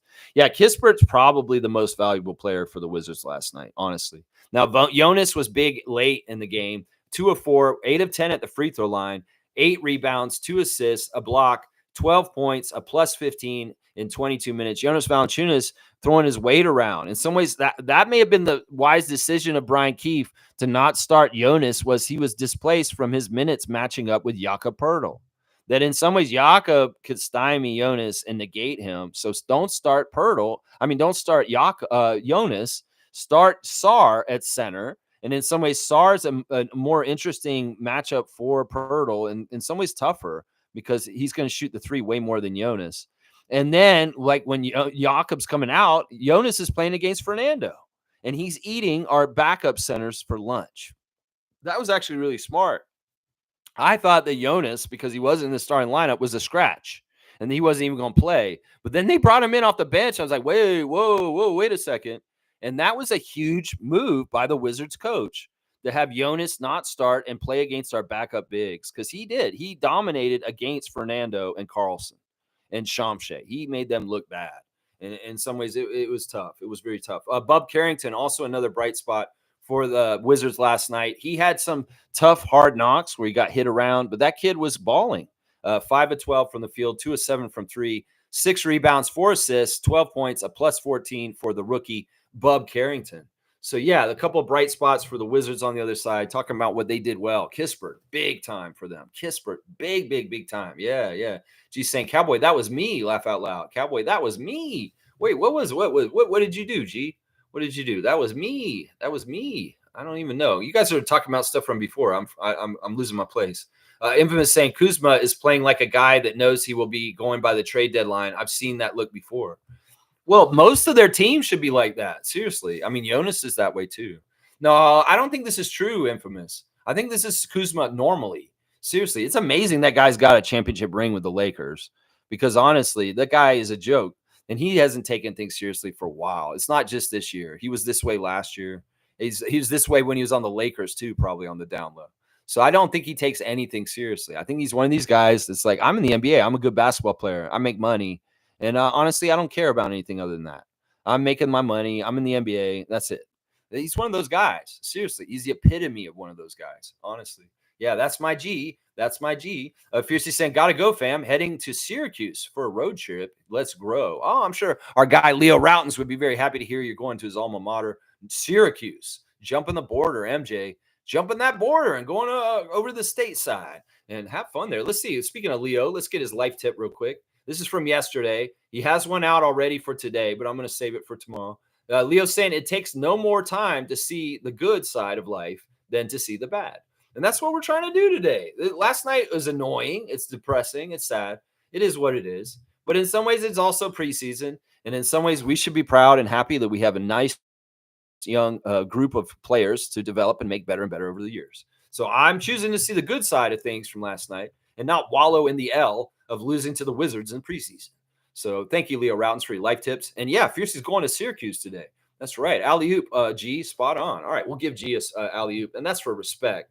Honestly, G's one of my originals. G's been following this channel for 3 years now. And G, I appreciate you, man. You're an awesome guy. I wonder how that JYD signed practice jersey is from winning your first year of trivia. How that jersey's doing. Yeah, I wonder about it sometimes. Fiercey saying, yes, infamous. Kuz and also Poole play like they don't give a shit. Yeah, I mean, Poole's funny. Once again, Poole kind of falling all over the place. MJ's always waiting for Poole to be a pool on the floor like water. Yeah, in some ways he got hit. That when he got hit in the head and he fell, it didn't look like he got hit. It looked like he was acting. Like, did you actually see Jordan Poole get hit in the head on that one play where he had to come out? I didn't see him get hit. If he got hit by his own player, Kyle Kuzma. Like Kuzma hit him. If he hit him, I didn't see him get hit though. And he's holding his head like this. He's holding his head. He's on the ground. I'm like, nobody hit him. Is he acting? Like, I didn't see him get hit. Maybe Fernando got him with an elbow somewhere like a few seconds before, because it wasn't the immediate impact that made him hold his head, because there was nobody near him when he started holding his head. I don't know. That was a weird moment when Poole crumpled and puddled himself once again. When Poole crumples, when Poole just falls on the floor all of a sudden for no reason at all. It's kind of crazy. Yeah. Cowboys saying drive safe, eye candy, and have fun. That's right. Be careful. And hopefully an easy crossing at the border for MJ today. Yeah. Kaz saying give Prince Shamshay 2 years in the G League, and I think he'll be in the Raptors rotation. You know, it could be sooner. I don't want to put any expectations or timelines on him. Let's just let him be what he's going to be, and he'll grow at the pace he's supposed to grow. But he does need time. He's very green. And in some ways, he's going to have to learn how to deal with the refs at the NBA level to stay in the game, obviously. Obviously, he's very active and he's all over the place. And in some ways, you know, he's going to be out there doing stuff that's actually really badass, but they may call fouls on him even when they're not fouls, just because, hey, welcome to the NBA. You're from Cameroon. You're 18 and you're nobody yet. And in some ways, we're going to make it frustrating for you before you actually get anywhere, because that's the way we are. We're the NBA and this is the NBA refs. And you don't have no standing with us until you have a couple years down, and then maybe we'll start giving you foul calls. It's that kind of shit with the refs, seriously. And in some ways, Shamshay getting a lot of fouls real quick in 8 minutes last night, well, that's part of it. If he's going to play active, he's going to be out there doing stuff and getting out there. If there's anything that looks kind of foul-like, Tony Brothers is going to call it. Tony Brothers are going to call it. That's right. Cowboys saying 100% 10-4 Roger, that he will be our starting center. I did like that in the fourth quarter, we did play him at center, and he was matching up with Jonas. And that, you know, even if Jonas kind of beat him and made him look bad, the fact that Darko does see him as somebody who's going to be matching up defensively with centers is good, because he's going to need that. He's going to get stronger. Being only 18 right now, he's going to get more muscles on him. He'll be able to muscle people like Valanciunas better in the future. But we're seeing him at the ground level right now. Baby Shamshay. And in some ways, Shamshay, baby, cannot handle big science. And big science dropped some science on him last night. He did. He dropped some science out there. Jonas is funny, man. Jonas is so funny, man. He's such a grizzled vet at this point. And when I think about his career, his long, long years with the Raptors, how much I love Jonas Valanciunas, and then just to see how he's kind of just went around. You know, he never got upset about getting traded immediately right before we got our championship and not getting a championship ring. I've never, ever seen Jonas Valanciunas salty about missing out on the 2019 championship year. Because in some ways, he was one of the last dudes who got moved before we won that championship by getting traded for Marc Gasol to the Memphis Grizzlies. But yeah, in some ways, I wish Valanciunas had a ring for 2019. I don't understand why the Raptors didn't do that. All these other franchises are giving rings to anybody who showed up on the team for the whole year. There's like the Lakers gave everybody a fucking bubble championship ring when they won the next year. So it's like, why didn't we do that, Raptors? Why didn't we give JV a fucking ring too? Because in some ways, I wish we had, because in some ways he needs to be an NBA champion, even if he got traded before we actually won it. He was playing on our team for 3/4 of that year before we won it. So in some ways, Jonas deserved to be a champion because he was on our championship team that year, and he was our starting center for like 3/4 of it. So it's a tough thing. It's a tough thing, man. Let's see. Carlos saying maybe more time for Battle. Yeah, we'll have to see. Battle is looking good. Like if I'm doing a power rankings of the 4 guys that are trying to make the last roster spot, Battle's number 1 right now.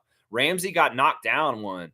And in some ways, Fernando is 3rd and Roden is last. That's my power rankings as far as I see the training camp battle to make the final roster spot for the Raptors. Is right now, Jamison Battle's looking like the most steady hand as far as his 3-point shooting is so good. And it may be absolutely necessary if we're going to shoot so badly from 3 like last night. So we may need Jamison Battle to be the last guy on our roster just for his prolific 3-point shooting. Yeah, Mike saying Pirtle looks really good. He's definitely faster now. He's faster. And, man, what is he doing those little Fluterhosen up and under layups? I love those. I call them Fluterhosen.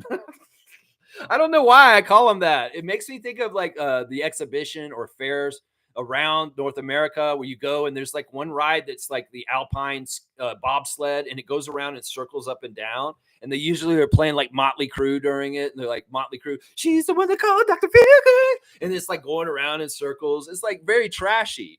And like they call it the Matterhorn or something like that. You know that ride I'm talking about? They'll have it at the CNE or at some fair in your local area, wherever you are. Yeah, I call that the Fluterhosen, the move where Jakob does the little up and under underneath the rim and lays it up. He did it 2 times in a row in the game last night, and it was such a weird extension. Like, I didn't think he was going to make the first one, but he did. He, like, uses the rim, and he comes up and under, and he does a little layup over his head. And, man, that's such a cool move, the Fluterhosen. That's what I keep calling it. I don't know why. And then I start thinking about that fair ride. I don't know why. They're playing Poison. Every rose has its thorn. You're going around. You're getting all sick. Yeah, you know what I'm talking about. If you've gone to fair rides, you know what I'm talking about. Exactly right there. That's right. Piercy's saying thank you to Brian. That's right. To the Point Nation is one with Raptor Freak Family Nation. That's right. We are RFF, and we love To the Point, and we are showing up for him too. That's right. I love it. Fiercely saying Scotty became Rookie of the Year thanks to the team. That's right. That's right. It's a team game. And Scott may be the franchise face. Scott may be the most important Raptor. But in some ways, it's a team game, and this team goes as well as the franchise face leads it. And in some ways, we don't want him totally leading by being a dominant kind of Kobe Bryant, I'm going to take all the shots and score kind of guy. In some ways, he could do that on certain nights. If he's successful and he does it, I'm okay with it. But that shouldn't be the motion most nights. Most nights it should be Scotty is doing things on the defensive end that are huge for us, doing things as far as like looking for other people and making opportunities happen because he's such an attention getter on the offensive end. He's going to get people drawn to him with double teams, maybe even triple teams sometimes. And Scotty's passing intellect and ability is to get out of that double team and find the open person for a real easy basket. And that's what I want to see right there in some ways. That's what I want to see. Scotty's going to get his points. Scotty can score. We saw it right off the bat. He came out there and dominated and made 2 baskets right away in a very dominant way. But in some ways, the real key for Scott is, like, look, listen, Scotty lovers, if you want Scotty to average 30 points and be like one of the top in the league, we're not going to win because teams like that have never won in the history of basketball. You don't want just a dominant guy like him to just dominate and score a lot because the well goes dry for everybody else. And in some ways, for a healthy ecosystem on our team, we need Scott to be that guy facilitating and making all of his teammates better. You got Scotty as a premium 10 out of 10 just himself, and then you got a bunch of threes? No, you want Scotty to be an 8 out of 10 and lower himself a little bit to make everybody else around him better. And all of a sudden you got guys that are like threes normally playing like 7s or 6s. That's what I'm saying. And in some ways, this is just the model of the NBA in the history. Is a team that has a dominant one guy that's so dependent on, and the whole entire team, they are shitty teams. You've got to have balance. And Scotty, the build of Scotty and the way he likes to play is this kind of way. Now, Scotty lovers may be like, no, we just want Scott to be amazing and just do everything himself. That is not going to be a winning formula for the Raptors, just so you know. That is not. That is not at all. G. Sand Yak showed athleticism. He put in the work this offseason. That's right. I'm very proud of Pirtle. Pirtle's a steady person on our team, and I appreciate him a lot. I really, really do. Mike Sand, Pirtle's pick and roll coverage is way better now, and he's doing Euro steps on the other side. I thought it was really weird that one play where Scotty gave Pirtle the ball before they came across half court, and Pirtle like dribbled the ball up the court, and then he made a really awesome bounce pass, which led to a basket. Yeah, there's some really interesting things happening with our big Austrian that aren't from last year or ever before. There is some development and changes with him, and Mike's seen it. Mike's seen it, yeah. Sergeant Wayne Strainer's here, our sergeant at arms of the Raptor Freak family. Let's see what Wayne's saying today. Fernando ain't it for me. I'm not seeing a worthy bench replacement for Jakob, and I can't see a dominant power forward. Our point guards are good. In some ways, I think having another skilled guy like Ramsey or a really good three-point shooter like Battle is much more worth it than Fernando. And it really is the things like getting exposed for, like, you can't handle a guy like Valanciunas. Then what are you going to do against Embiid? What are you going to do against Joker? In some ways, that's why we need you, is to be insurance at the bigs. But if you're an ineffective defensive big against the very biggest of the league, then there's no point in holding a roster spot for him. Don't guarantee his money and let him walk. And I'm with Wayne on this. With Wayne on this, seriously. Because I thought that he was better defensively against other bigs, but he's smaller and he gets out muscled. And that's no good. That's no good. That's no good. Yeah, Kaz is saying those 2 layups under the basket from Yak were impressive. Yeah, the Fluterhosen for a 7-footer. Yeah, Fluterhosen. That's what I call it. Fluterhosen. Woo! It's like the Matterhorn. That's right. You did the Matterhorn there. Carlos saying, yeah, Kelly needs to be healthy. We're going to see Fernando a lot. Yeah, I think that in some ways, it's tough. I mean, we'll see what happens. There's more preseason games. The games against the Celtics will be very telling. In some ways, they're going to be a very good gauge for us. In some ways, we don't need to mess around. The mistakes we made last night, we damn for sure can't make against the Celtics. In some ways, you got to play a perfect game when you play teams like the champions, like the Celtics. So let's see how they come with this. In some ways, we got to see how Scotty is, honestly. Is he willing to take the challenge of playing the champions? And maybe does Scotty have a little bit more edge to him for tomorrow night's game in Boston? Maybe. We know Scotty had one of his first ever big games in his career in Boston. It was the second game of his career. And he went off and he killed it. And they actually beat Boston in that game. So I would like to see that once again. In some ways, Scotty has mimicked Magic Irvin Johnson with some energy in the Boston arena. And he wants to bring that. He did a little baby hook homage to Magic Johnson in that game that I just talked about, his second game of his entire career. So I want to see Scotty get up for playing in Boston against Boston, the champs. And let's see if he has a little bit extra for tomorrow. Yeah, let's see. I would love Manuel to show up all of a sudden and be reinforcements. That's the other thing, man. These jokers and the Wizards last night, they don't win jack shit if Quickly's playing. No, they don't. They don't win jack shit if RJ's playing. We get one of the other barbecue guys out there with them last night, we win that game last night. I'm telling you right now, we would win that game. If RJ's all about winning, we saw how RJ was in the first game of the preseason. Yeah, you have RJ's energy out there all of a sudden. Maybe Grady's hitting his shot like he did in the first game because RJ's rubbing off on him, and all of a sudden the Raptors cruise to an easy victory because they blew out the Wizards in Washington. So there's a lot of woulda, coulda, shoulda we could do it last night. I would say we just need one more component of barbecue, and we would have won the game last night. Seriously, just one other one of them. That's right. Just one other one of them. That's right. Yeah. Mike saying it seemed like there were open transition threes for the Wizards. We're still figuring out the offensive rebounds and transition defense. Darko was talking about it. Yeah. Yeah. And in some ways, I mean, look, the Wizards got to score too much last night, too easy.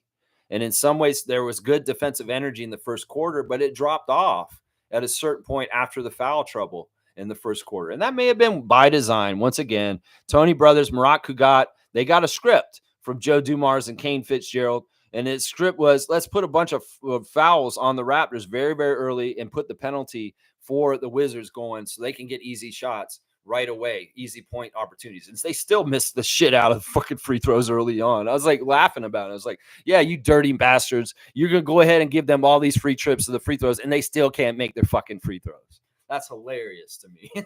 So hilarious in some ways. Trevor's saying we got to have everyone healthy on the court to really get a good feel for where this team is going to be in the regular season playoffs or in play-in. Yeah, in some ways, look, if we are like we were last night, we're not making the play-in, guys. Seriously. There's a couple of different places where we can land by the end of the year. And Jack and Matt pointed out last night, we played the Wizards 2 games in the preseason. We won't see them again until January. We don't play them for the first time in the regular season until the end of January. And then the other 3 out of the 4 games are in the last month of the season. I'm telling you, the NBA stacked a really tough schedule against us and gave us all the cream puffs like this Wizards team. And who knows, by the end of the year, the Wizards may have their shit more together and be a better team by the time when we get actually play them. It's kind of bullshit, honestly. The NBA really does try to fuck up the Raptors, whether it's with the refs last night or the schedule makers for this season. It's a really bad schedule for us in a lot of ways right now.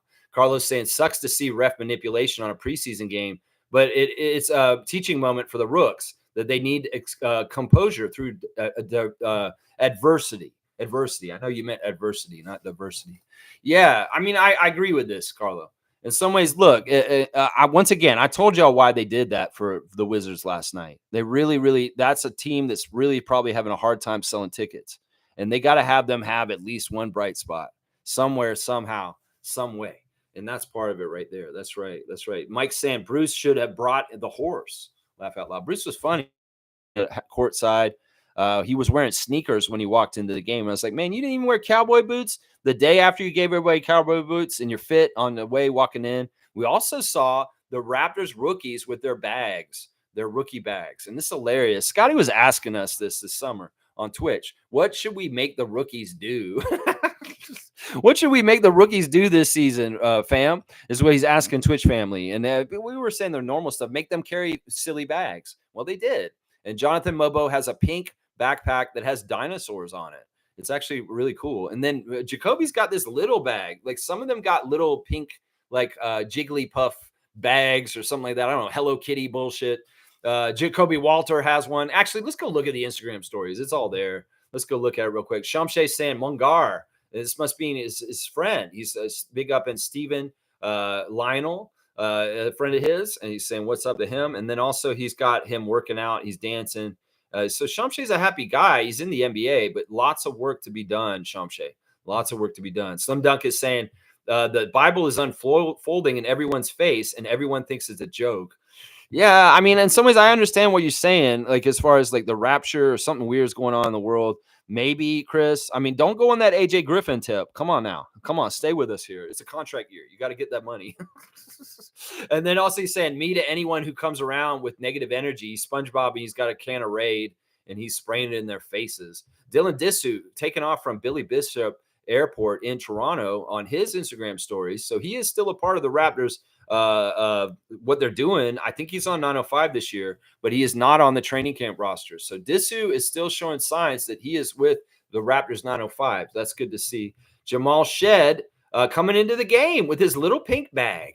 Yeah, and in some ways he's on the phone not paying attention to it. These bags are interesting. Like they don't have to carry really big, huge backpacks. So they could actually take these little bags Jacoby and Jamal have for their rookie bags, and they could put them inside of big bags and hide them if they really wanted to at times, I'm sure. But yeah, these guys got these little goofy bags, although I didn't see Shamshay carrying one when he came in. In some ways, I don't know if he's in trouble already as a rookie. It's like, rookie, why aren't you carrying your rookie bag, bro? You're carrying like black backpacks. You don't have your rookie bag, Shamshay. You better get your rookie bag and carry it like the other guys. Maybe Shamshay got the pink bag from them and he didn't understand. They're like, here, you got to carry this. You're a rookie. He's like, what? What? Why do I have to carry this? Nah, dude, you got to carry it. And then like today, Shamshay's looking at all the pictures of the guys coming in carrying their bags. He's like, why didn't I carry my bag? And then like all of a sudden he's in trouble with the team. He's like, rookie, you didn't carry your rookie bag, bro. Now you have to do this duty and this duty. And Shamshay's like, no, I don't know. Why wasn't Shamshay carrying the rookie bag? Everybody else was. Brandon Carlson had his bag. Mobo had his backpack. Jacoby Walter had his bag, and he had such a funny like smiley face when he was holding it. He's like, "Look at my bag." And so Jacoby Walter is so excited to have his rookie bag because he's like, "I'm in the NBA and I'm getting rookie haze, guys. Look." This is so funny. I mean, in some ways, that's how Jacoby was in that picture of it. It was really kind of cool, actually. Norman Powell celebrating the hiring of Natalie for the coach of the Golden State Valkyries. Very, very cool. Yeah, Norman, I'm still following Norman. Matt Devlin being on Mike Roach's podcast on his Instagram, talking to Ivo Simonovic about certain things, about like Grady Dick and his workout around Christmas that got him stronger. And also he's celebrating his son, Jack, who's at Iowa. And he's like kind of a equipment manager and a guy who's really big in the athletics there. And they love Jack there. And Jack was doing all kinds of stuff. He hit a half court shot. Jack is awesome, man. Jack Devlin is one of the coolest people ever. And Matt Devlin, you're such a proud dad. I can tell. Every time. That's right, Jack Devlin. You go, my guy. Game day preview by Raptors admin, showing all kinds of stuff. Akil's got keys to the game that he's doing. He's saying Scotty's back, Davion, Jamal, and DJ, the guards, and then opportunity for a bounce for Abaji. Yeah, those are good keys. Those are good keys. Yeah, of course, so we see Scotty working out before the game, putting up shots. There's Davion Mitchell putting up some shots. There's the guys behind doing the huddle before they run out and come to the court. And yeah, it was a tough game. The Wizards had the lead at halftime, and I was like, what the hell? And then all of a sudden they had the lead at the third. I'm like, what the hell? I don't like them leading. And then boom, they really had the lead at the end, which is no good. No good. Jamal McGlure is doing the annual food Thanksgiving distribution. So he's checking on that. And he's also got a cool highlight of Vince Carter doing a windmill dunk on his Instagram stories right now. And there's some other highlights of different stuff from Carter. Oh, there's actually a highlight of him in New Jersey. Gross, Jamal McGlure. Gross. We don't need to see the Vince Carter New Jersey highlights. Gross, gross, gross. Yeah, it is Thanksgiving weekend this weekend. And if you need to give. Just like Jamal McGlure. And he's celebrating Rick Pitino being back at Rupp, him being a Kentucky Wildcat, showing Rick Pitino there, getting his love from the Kentucky crowd at the Rupp Arena. That's stuff for Bryce Lawson country right there. Wow, we are the best. Kentucky Wildcat stuff going on Jamal McGlure's stuff. Yeah, and he's out at McGowan. This is this morning. The Jamal McGlure Foundation is at 395 McGowan, so out in Scarborough. So y'all get down there. There's a bunch of food down there for Thanksgiving. So get down there. You might probably see the big cat down there. Davion Mitchell with the picture of him getting warmed up before the game. We got Siakam putting shots up at his compound in Orlando. Looking at there. And WNBA Toronto president Teresa Resch releasing more names that got cut from the process for naming the WNBA team. And you know what? I want to say this right now, Teresa. I've noticed so far in the stuff you're doing for our new WNBA team, you're using a lot of AI. And as somebody who is very much against AI, stop doing this, please. I know it may give it a really cool look, and maybe it's cheap to do, but we don't want to be making our WNBA team all AI kind of images and stuff like that. Hire a graphic designer. Hire somebody who will actually do this stuff, because it is a real turnoff to see our WNBA team already highly utilizing AI technology for the things that they're doing. And people in the comment sections have been echoing what I'm saying right now, that it's not popular. We reject AI art because we know that it takes away from hardworking artists that are just trying to scrape by. And it's just not fair. So please, Teresa Resch, be sustainable with your sourcing out of a graphics department and stop fucking using AI images. Now, they cut a whole bunch of Cosmos nicknames. Like they were the Toronto Borealis. We just had that this week, the Northern Lights. And there were a couple names that they cut that had to do with space. And that's kind of the post and what it's talking about. Cosmos edition. So nothing up in the sky is going to be what we're named after. No North Stars, because the stars is actually trademarked and we can't use it. No Borealis, no comets, none of that shit. None of that shit. So we ain't going Cosmos edition, just so you know. So there you go. There's your Instagram stories from around the Raptors and the WNBA Toronto president, Teresa Resch. That's right. Yeah, no more AI WNBA Toronto team. Please do not use that stuff in your content. Seriously, I'm very serious about this. The Raptors have not done this so far. They've managed not to very much use AI at all. And I don't want the WNBA team to look so fake and fucked up that they're using everything they do is made in AI.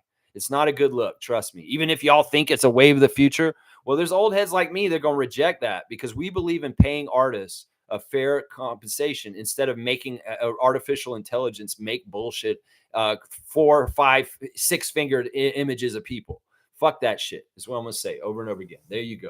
There you go. All right, there's your Instagram stories. Let's see. Carlos saying, Shed now has a clear picture to become mainstay in the NBA. Develop that jumper. Yeah, that's number one right there. He really, really does need to do that, Carlo. If he doesn't get a jump shot that's dependable in any kind of way, he's out of the league. I'm sorry. In some ways, it doesn't matter if you're dog. It doesn't matter if you're crazy this and this and this and this. If you can't make open shots, you can't play in the NBA. You just can't. And Jamal Shed, that should be number one on your to-do list, is to get steadier with your three-point shooting, your shooting in general. You shot pretty good in the first game, but last night was really bad, really, really bad. Carlos saying, how about Mobo? What does he need to do to last long in the league? He needs to understand the defensive schemes and where he is supposed to be, Carlo. In some ways, that is the biggest egregious thing that he's done so far is he screwed up our defense by not being in the right place at the right time. And so he really needs to understand the intricacies of how to switch and also how to watch out for backdoor cuts and also to understand that, he's the safety as one of the bigs in the near the basket, and he needs to cover certain ground in certain ways in certain situations that he's not getting right now. In some ways, he's got to box out and rebound really well. The stuff with passing and shooting is not necessary. It's really the fundamentals of rebounding and defense that Mobo has to nail down, and he'll be good. He'll be good. Yeah. Andrew saying, I think Mobo has a sneaky, impactful game last night. He did. You're exactly right, Andrew. He was stat stuffing. In some ways, he was doing it like Scotty would. Stat stuffing, getting the assists, the rebounds, some steals, a block here. Yeah. And I'm all about it. I love those kind of players. Those are glue players. And in some ways, Jonathan Mobo is a lot like his best friend, Scotty, in that kind of way. That's right. Andrew saying Bruno's touch doesn't look good. Well, last night, he didn't really get to show it too much. I didn't really see Bruno taking a lot of shots last night. I mean, what was he? He only took 2 shots altogether. And, we can't really go by that. 0 for 2. I've seen him have a nice light one-handed touch. His jump shot's a little wonky. His three-point shot's weird. It's very set and kind of weird. But when he shoots with one hand, he has shown that big man light touch that's very useful and possible for all kinds of good things in the future. So I wouldn't say what you're saying is true, Andrew, that I've seen Bruno's touch and it looks good. It's just it wasn't on display last night. Smooth saying, I was thinking Bruno had some Bismack B in him. Yeah, I was hoping that too. He's obviously not the kind of shot blocker that Bismack is. In some ways, he may be better on offense than Bismack, but also at the same time, I mean, look, what do we want from that last roster spot? Do we want insurance at the big man, Masai? Maybe. Or do we want another very skilled guard like Jamias Ramsey, who's possibly a two-way contributor? Or do we want that three-point, very, very dead-eye shot of Jamison Battle? I'd say that those three are very different looks for possibly who's going to be the last spot. And in some ways, after last night, I'd say Battle's the obvious choice. We need more three-point shooting, obviously. In some ways, he seems like he's one of the most reliable three-point shooters on the Raptors right now, him and Grady Dick. So, yeah, let's see. Smooth saying undersized and who can run and block.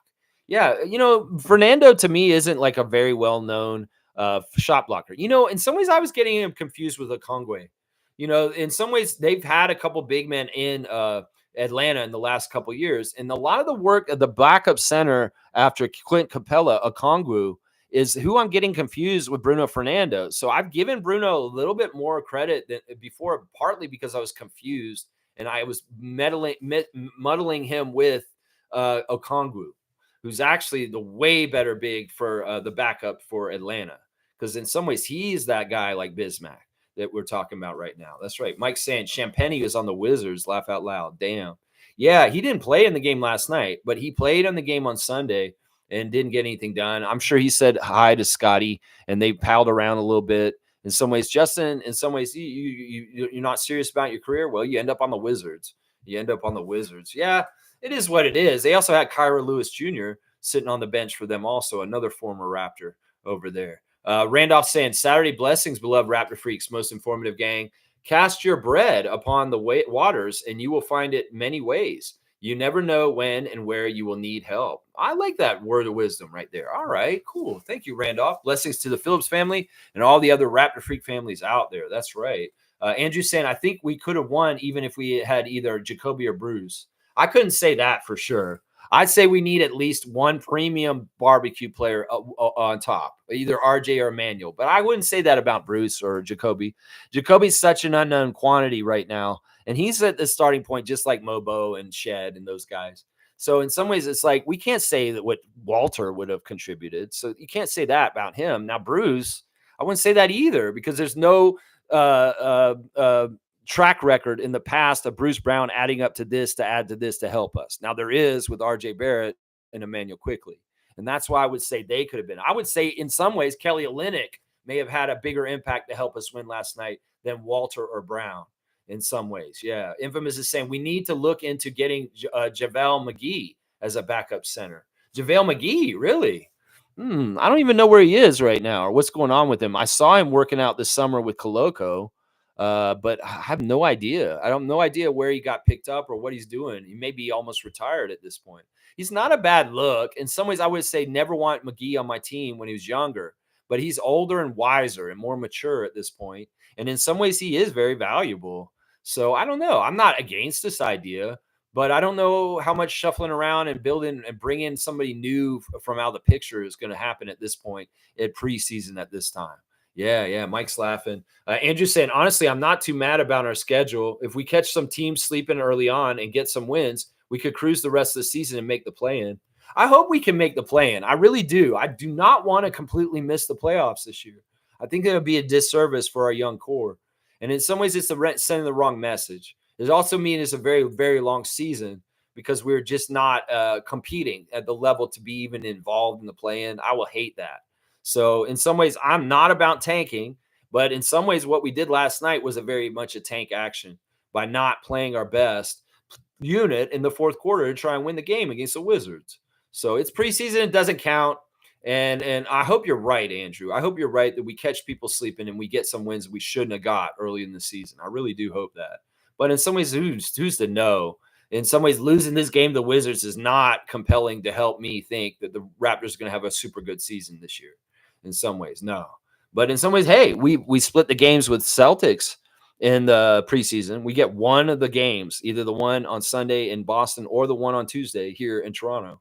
Then maybe I'll feel a little bit better about our chances with what you're talking about. Andrew saying, I really don't care how many wins we get this season. I just want to see good development. We have 5 picks in the next 2 drafts, so we're destined to get younger. Yeah, in some ways that's true. But like Jack said last night, what's the point of collecting all these new young people over and over again to just keep recycling and getting nowhere with getting any veteran stuff? You can have all these young guys come in over and over again like Detroit and Washington and Charlotte, but they don't get nowhere as a franchise. You know, it's funny. I feel like Matt and Jack do listen to us because they brought up the Kawhi Leonard stuff just like we brought up yesterday morning. Maybe it's fresh in their head. And they were talking about Paul George and that trade for SGA and just how much of a fail it was. Well, wasn't that something I was just expounding on yesterday morning? I mean, sure, everybody could be talking about the same thing at the same time. But I swear, sometimes these guys do mimic some of the talking points that I talk about in the morning very eerily, similarly. And they were saying exactly what I was saying as far as what a mistake it was to bring Paul George to the Clippers for SGA. And where they would be as a franchise if they had Shai Gilgeous-Alexander right now, instead of losing Paul George this summer to go to the Sixers. In some ways, that's crazy. And it's like, okay, maybe it's just timing. Maybe it's just topic du jour. But why on this day, on this night? Because we talked about this morning. And man, maybe Matt Devlin and Jack Armstrong are watching my channel just to get a little bit of like, well, what are the fans saying this morning? Oh, Raptors Freak's talking about the refs. Let's see what he's saying about Tony Brothers and stuff like that. I don't know. They probably do check in on me from time to time. I'm telling you.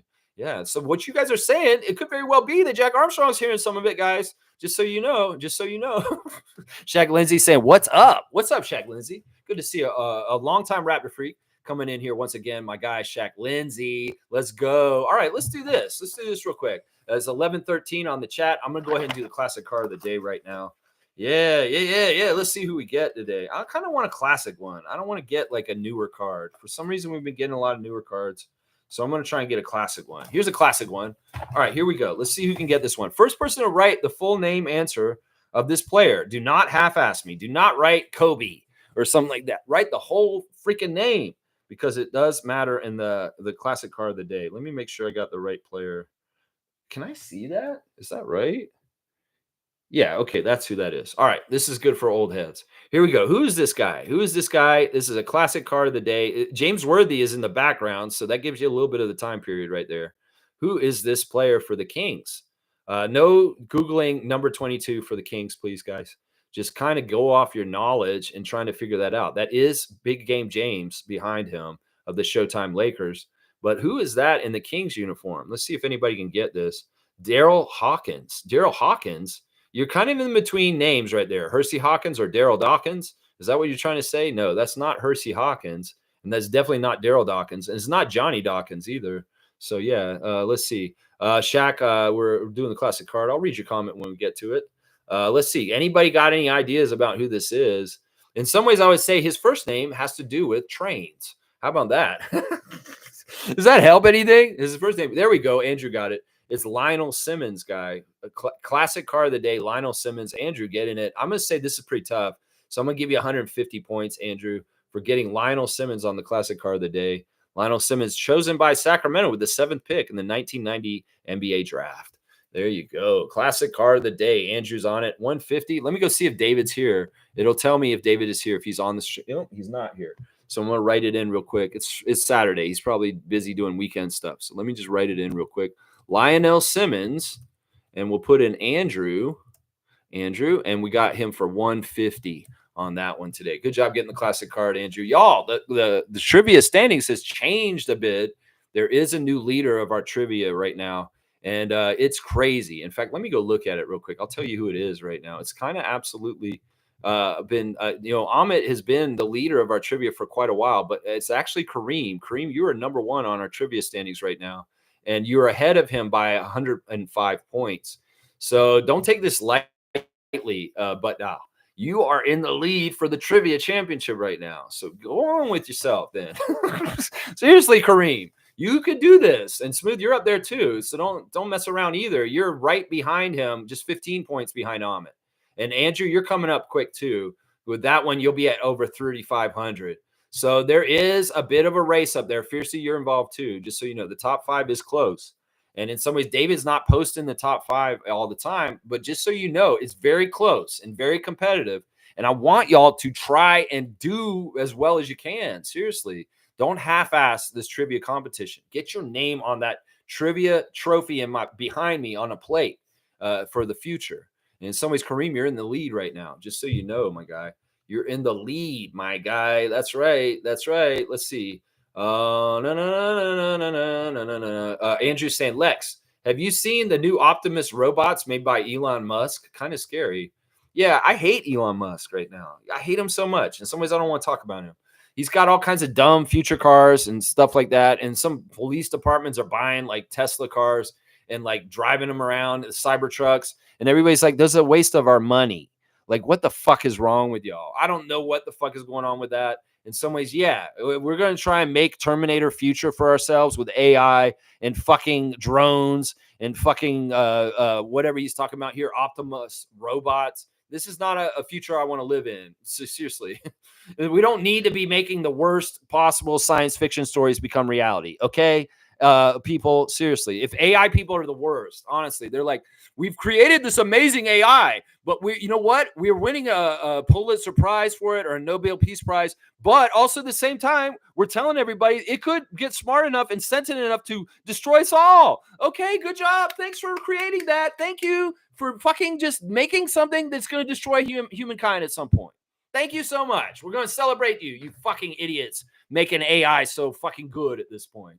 Oh, what a great thing for mankind. Yeah, you dumbass motherfuckers. You had to open Pandora's box, is what I'm saying about this. It's really scary, honestly. That's why I live in the country, and I'm going to stay the fuck out here from now on.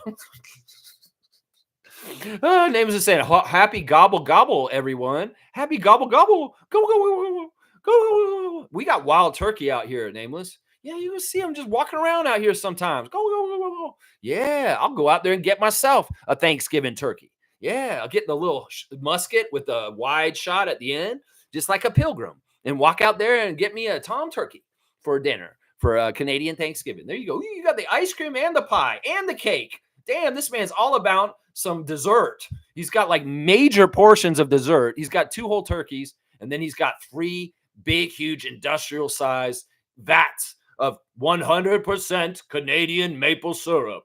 Yeah, in some ways, I wanted to see some maple syrup pouring on the Wizards last night with a big, huge lead, but in fact, they were pouring American syrup on us. Just regular old Aunt Jemima, regular syrup from the United States on us. I'm like, damn, don't be putting the syrup on us. Wizards, we're the ones who're supposed to put 100% Canadian maple syrup on you.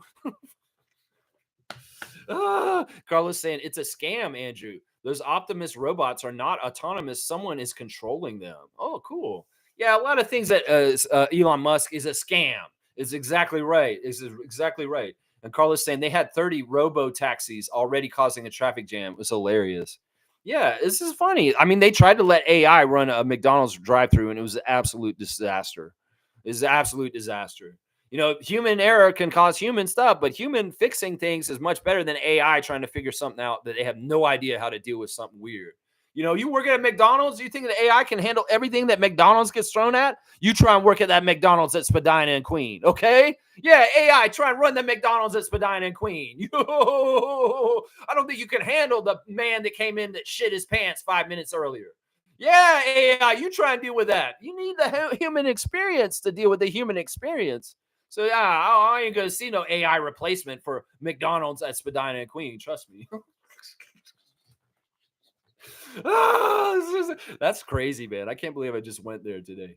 Oh, my gosh. Oh, let's keep going. Carlos saying it was also on a movie set. Imagine it being on the streets. Let's not get it twisted. The military does have weird robotic warriors and drones and weird things that can do really scary shit. Like they can get these all-terrain like walking robot kind of things that they've got, and they can mount them with weapons, and they can just walk right into places and kill a whole bunch of people without having any human person doing it. It's really disgusting and gross. And in some ways, Skynet and the shit that's in the Terminator movies, that shit could become real because in some ways, the right people are not controlling these kind of systems. And AI all of a sudden says, hey, it went alive at this point in this date. All of a sudden, these machines are turning on us and killing us. Don't think that shit can't happen because honestly, it's fucked up how much old sci-fi sometimes comes around and becomes real. In some ways, you know, we don't want to destine our future because of some crazy ass H.G. Wells or Isaac Asimov story. And seriously, you know, the iRobot story is important to our modern day times because in some ways we need to have some ethics for AI so that it understands you're not supposed to kill the creator. Because at some point, maybe the AI becomes sentient enough to understand the people are the problem. Exterminate, exterminate, exterminate. The people have caused the climate control. For climate change to happen correctly, we must exterminate the cause, the people. Yeah, I mean, seriously, this shit is like a bad sci-fi novel, but it could be real. Seriously, this shit could happen for real. I'm over 2 hours and I'm talking about Asimov. Oh my gosh, I got to get back on this, guys. All right, Andrew's saying, really? Elon ran an ad showing it can help you with your groceries, cut your grass, babysit your kids. Looks like the start of a robot horror movie. Exactly. That's right. Carlos saying, yeah, it needs a person to control it. Shaq Lindsay saying, Chris may be a starter, maybe. I don't know. You know, some people would like that. And he has been the best player for the Raptors in the first 2 preseason games. He definitely has. But let's not get it twisted. Once again, Chris is in a contract year. And in some ways, he's fighting for his life, just like Gary was last year, to get a better contract next summer. So there's a lot to what Chris is doing right now for himself to try and get a contract that's good for him next year. In some ways, he's got to ingratiate himself with Darko and his system and listen to him and do what he wants him to do so he can stay a Raptor if he wants to stay a Raptor. So there's a lot that Chris has got to do this year. A lot. Yeah, Mike's saying, have we done the classic card? We have now. And it was Lionel Simmons. I did a train clue. Andrew saying, damn, so there's like no point. Laugh out loud. Yeah, Mobo needs to make open shots as well. Yeah, in some ways, I don't want him taking outside shots. If he's near the basket, he needs to make bunnies. He needs to take his time and make sure he makes them. That's for sure. That's right. Mobo needs a floater. Maybe. Jamal Shed not making the shot in the lane is a real big problem. And Jack Armstrong pointed that out. He's saying, these point guards, they got to make that teardrop shot when they get to the open spot in the middle of the lane. And Shed not making that shot last night, that's really bad. Like Shed has to start making his shots. It's going to be a really big problem if he doesn't. It's really, really important. Carlos saying, yeah, Andrew, this is why Musk is a joke. What was the point of displaying your robots if it wasn't really AI? Yeah, in some ways, we're talking too much about Elon. In fact, the thing you want to talk about with Elon is that they're going to get in trouble for what they've been doing with this election. Elon Musk has used the platform of Twitter to mask and cover up a lot of stuff bad about Donald Trump. It's very much election interference. And there may be some serious penalties and laws that were broken by Elon Musk in this election cycle with how he's utilized his platform, Twitter, to help Donald Trump's campaign. In some ways, it's very, very gross what's happening on there. There's a lot of filtering out of propaganda for one side, and a lot of propaganda for the other side is getting kept shoved down our throats. So there is a lot of shaping of opinion. If y'all are feeling like weird, like recently, like I feel like more right wing all of a sudden, it's because there's forces out there paying to influence you to feel more right wing all of a sudden. I saw a commercial last night that absolutely dismayed me last night from Pizza Pizza. Pizza has some sort of wing deal, and they're trying to call the right wing and the left wing. And they even have like subtle influence in the commercial saying, don't hate the left wing. Listen, don't talk about this shit, Pizza. You're a fucking food company. And I know you're trying to be cute in an election year, trying to talk about right wing and left wing and wing deals and shit like that. But there is a subliminal message in your fucking campaign that is absolutely wrong for a commercial company like you to put into your ad. In some ways, the CDC or the Canadian broadcasting people need to come and look at your Pizza ads right now, because they're politically influential in a subliminal way that is not right.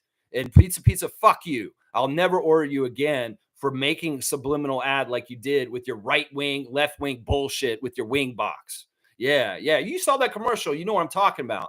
Well, listen to it closely and understand there are powers out there trying to manipulate people to be more right wing thinking in really fucked up weird ways. And did you see how many times they had stupid ass Pierre Poilievre's stupid ass fucking commercial on last night? Fuck that guy too. And don't fall for his fucking bullshit with him putting up that flag and the bullshit he wants to do to our country.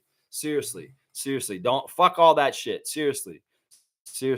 Mike saying Precious Hub is possible with Mobo on offense in similar role defensively. I don't understand what that's not a sentence, Mike. You're saying Precious Hub? Are you bringing up Precious Achua? Like he's not on our team anymore. This doesn't make any sense. Precious Hub is possible with Mobo on offense and similar role defensively. Precious Hub. What does that mean? Precious Hub. I've never known Precious as a hub. Kelly Olynyk's a hub. Jakob Poeltl's a hub. Scotty Barnes is a hub. Shaq is saying, I'm worried about Jakob. Seems a little slow-footed. Needs a backup big. Nah. Bruno's not it. Nah, don't be worried about Jakob. Jakob's going to be what Jakob is, and he's a very intelligent player. And honestly, he was one of the bright spots last night. I'm not worried about him. But yeah, I agree with Bruno is not it. I agree with that. Carlos saying, right now, Kelly Olynyk and Bruno are the backup bigs. Too bad about Koloko. He would have been perfect. Yeah, I don't know if he would have been perfect. In some ways, once again, we don't know if Koloko will actually ever get cleared to play, and that the Lakers may have just wasted their two-way because he's not cleared to play right now.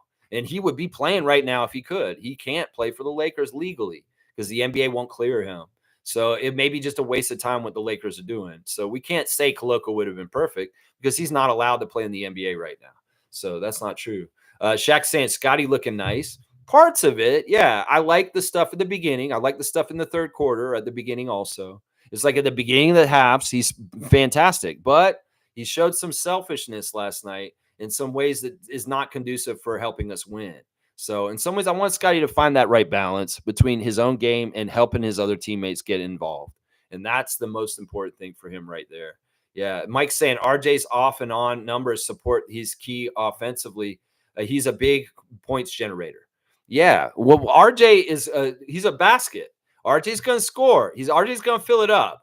You can write him in and he will get you 20 points every night. In some ways, he's going to get his no matter what. And that's why in some ways he's the natural go-to scorer for the Raptors. In some ways, if we really need a basket, either a basket or a trip to the free throw line, RJ has the highest percentage of being successful in getting some points somewhere, somehow. So that's why I say in some ways, like people have said, RJ and Scotty, who's going to be the leader? Shannon, our friend Shannon, has said RJ's more natural leader. In some ways, Shannon's right that RJ is more natural scoring leader and guy to take over the game and carry us to the promised land and get us a victory. Because in some ways, he has a more proven track record of doing that in his career than Scotty does. He has it from the Knicks, and he has it from playing for us and from playing for Team Canada. RJ carries Team Canada at times, and he will carry us also. And that's part of it right there. Yeah. Tobias is saying, I wasn't always a Raptors fan. I was a Bulls fan till the GOAT retired in 98. Then he converted afterwards. That's cool. I like that. So you're an old Bulls fan. There's a couple of other people in our fan nation that were Bulls fans first. I can believe Edmund Racemo Daly was a big Bulls fan also in the past. And yeah, I mean, it's tough. In some ways, I get it. The Bulls have had a rough time since Michael left. DeMar being on that team recently was kind of the closest to having a kind of feel of that on that team. They've been meddling and not very good. And this year, they're going to be even worse this year than they were last year. So yeah, it's tough to be a Bulls fan right now in some ways. And Tobias, we're very happy to have you in Raptor Freak family. That's right. Andrew's saying, funny thing is the Clippers don't control their picks for this draft. If Kawhi or Harden gets injured and the Clippers aren't good, they'll be giving a decent pick to the Thunder. Yeah, the rich just get richer. Sam Presti is laughing. And yeah, the Clippers have been not very well managed. You're exactly right, Andrew. That's for sure. Yeah, and they don't control any picks until 2030. Well, they mortgage things just for Kawhi. And that's why Matt Devlin and Jack Armstrong said this last night on the broadcast. In some ways, you don't want to just kowtow to your franchise player and just do whatever they want. The Lakers have been burned for this, and the Clippers have been burned for this now. And that's just a lesson of this. In some ways, this makes our franchise and our front office look so much better that Masai Ujiri didn't just give in to Kawhi and say, yeah, we'll get Russell and Paul George for you, and we'll let you be the pseudo GM doing my damn job instead of me. And you want me to hire Uncle Dennis too and make him an executive VP of our team also? Sure, we'll just kiss your ass, Kawhi, and you can stay for a repeat. In some ways, that's what the negotiation was in July of 2019 after we won our first championship. It's like Kawhi wanted this, and he wanted this, and he wanted this. And Masai said, no, bitch, I'm the GM. I make these decisions. Maybe the Clippers will let you run their team for a little while, and you see what you get if you let Kawhi Leonard be the GM and make the decisions about who should be coming where. Oh, Paul George, I've always wanted to play with him. That's instantly a championship, I'm for sure. Kawhi, you're an idiot. You said part of the reason why you did not come back to the Raptors is because you didn't think we were good enough to repeat. You idiot. We had our best season statistically, win-loss, after you left. And if you had stayed, we would have damn for sure repeated, you dumbass. So whoever told you we weren't good enough to repeat, you're a fucking idiot. And you trying to get your little happy times with Paul George and the Clippers, you get what you get, motherfucker. And that team gets what they get too, because they let Kawhi Leonard run that team. And thank God for Masai, who said no to Kawhi Leonard in the summer of 2019. Thank God. Seriously, thank God. Oh my gosh. That would have been so bad. So bad. So bad. Yeah. Shaq Lindsay saying that, hang on. And we'll finish up very, very soon. Last night was a reality check. Present is development. Future is bright. There you go. I like that aspect. Let's keep it positive. And yeah, in some ways it's embarrassing to lose the Wizards no matter what, but it is what it is. It's what it's going to be. That's right. Underrated player, Lionel Simmons. Yeah, not a bad player. He was very good in the beginning of his career. He had injuries, and he kind of faded away very quickly. He was not in the league for very long. And he had a really good rookie year. But then after that, his career kind of went downhill pretty quick. Let's see. Mike saying Cybertrucks in disguise. Laugh out loud. Yeah, that stuff's stupid. Carlos saying, it's okay, Lex. I don't think they can create sentences out of electronic components. They're going to spend billions to find out. Well, we're just on the edge of this. And trust me, this stupid ass technology will get better and better. And the people that are developing it, fuck you. Because we may ruin mankind eventually because you guys and your innovations. Oh, man. They're already using drones to kill people in other places that nobody cares about. And it's fucked up. It's immoral to use robots and flying things that aren't actually humans to just decimate people. It's absolutely fucked up. Drone warfare and any kind of that stuff coming down the roads and anything like police departments in North America having this kind of shit to fight crime. No, we don't need any of that. We don't need any of that kind of shit. And as humans, we should stand against it and politically denounce it and not allow. In some ways, when people say defund the police, this is what we're fucking talking about. Defund them from building cyber trucks just for fun in LA, driving around, stupid shit nobody needs. That's not useful to the team except to the policing, except for promotion and community services. You motherfuckers have too much money if you're making a lit up crazy ass cyber truck like this. In some ways, we don't need to fund the police to fucking make drones to use on us. That's what I'm saying. There's a fine line between law enforcement protecting the community and law enforcement being used to control the community. And that's the shit that we need to be worried about as citizens. And in some ways, policing should be about talking and feelings and looking out and reaching out and love. It shouldn't be about cold hardware coming around and intimidating people like it's sliding on the scale of RoboCop. Nah, none of that shit. That's what I'm saying right there. Yeah. Andrew's saying wild turkeys always lurk in my backyard. Well, you all be eating good this Thanksgiving. I was driving down one of the roads out here one day, and there were a group of wild turkeys in the road, and I had to stop and let them walk off the road. I wasn't going to run them down. I wasn't going to be like, I'm going to make my Thanksgiving dinner with my car real quick. No, I let them walk across, and I let nature and its beauty be. In some ways, we need to do more of that in our lives. Fuck you, Doug Ford, for ripping down Ontario Place, that bullshit you did last week. Fuck you, you motherfucker. Yeah, Mike's saying the New York City police tried robot patrol units in the subways. They would get stuck and barely work. Laugh out loud. Well, see, this is the comical time where that shit has not got its shit straight, and it's fine. In some ways, I hope I don't live in the age of where the robot police finally get their shit together and they're not Keystone cops, Mike. I hope. Seriously, this is a sliding scale of fucked up dystopia that we're looking at when we have shit like this in society. Seriously. Yeah, it's cute when the robot's bringing you your food, riding down the road, and it gets stuck. But when it's the police officer and it has a weapon and it malfunctions and it shoots an innocent person, that is really fucked up. Let's just put it that way. That's what I'm talking about right there. Yeah. Nameless saying, I'm so glad I do not own any Tesla stock. Yeah, down. Mike saying the hub plan they had for Precious that didn't work. Okay, that's what you meant in your short form? Man, you can't short form shit. You always short form stuff. It's possible with Mobo and he's similar defensive profile. It's going to be interesting how they use that player. They really want a guy like that. We never really had a hub plan for Precious. That's kind of bullshit, Mike. That what we had for Precious, and this is kind of the same action that they'll do with Jonathan, is if you get that offensive rebound or you get that rebound, the defensive rebound, you can initiate the break by bringing the ball up the court yourself because we trust you as a ball handler to read the court and bring it up. Precious had that ability on our team. He'd often get a defensive rebound and he'd dribble the ball up the court fast himself. Well, Mobo can do that also. I wouldn't call this a hub, though. A hub is at the high post, Kelly Olynyk, Scotty Barnes, Jakob Poeltl. But I don't see Mobo doing that exactly. In some ways, he's a sneaky passer, and he will find people in certain ways. But I don't think he's savvy enough or ready enough to have a hub run around him at the top of the key like Kelly would or something like that. So I'm going to disagree with you a bit. In some ways, I'll say, yeah, he can defensive rebound, bring the ball up the court and dribble it up the court real quick like Precious used to. But there's no hub here. It's not like Precious hung out at the top of the key and looked for people with cuts and tried to nail them with passes. No. This is a different action. Andrew's saying, let's see. I want to see Barbecue, Yak, and Grady all together so bad.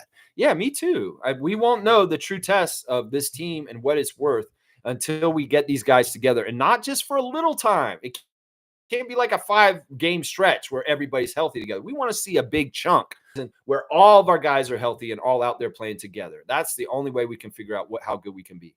That's the only way. Yeah, yeah. And he's saying, I think the Thunder wanted both Fred and Pascal for Paul George.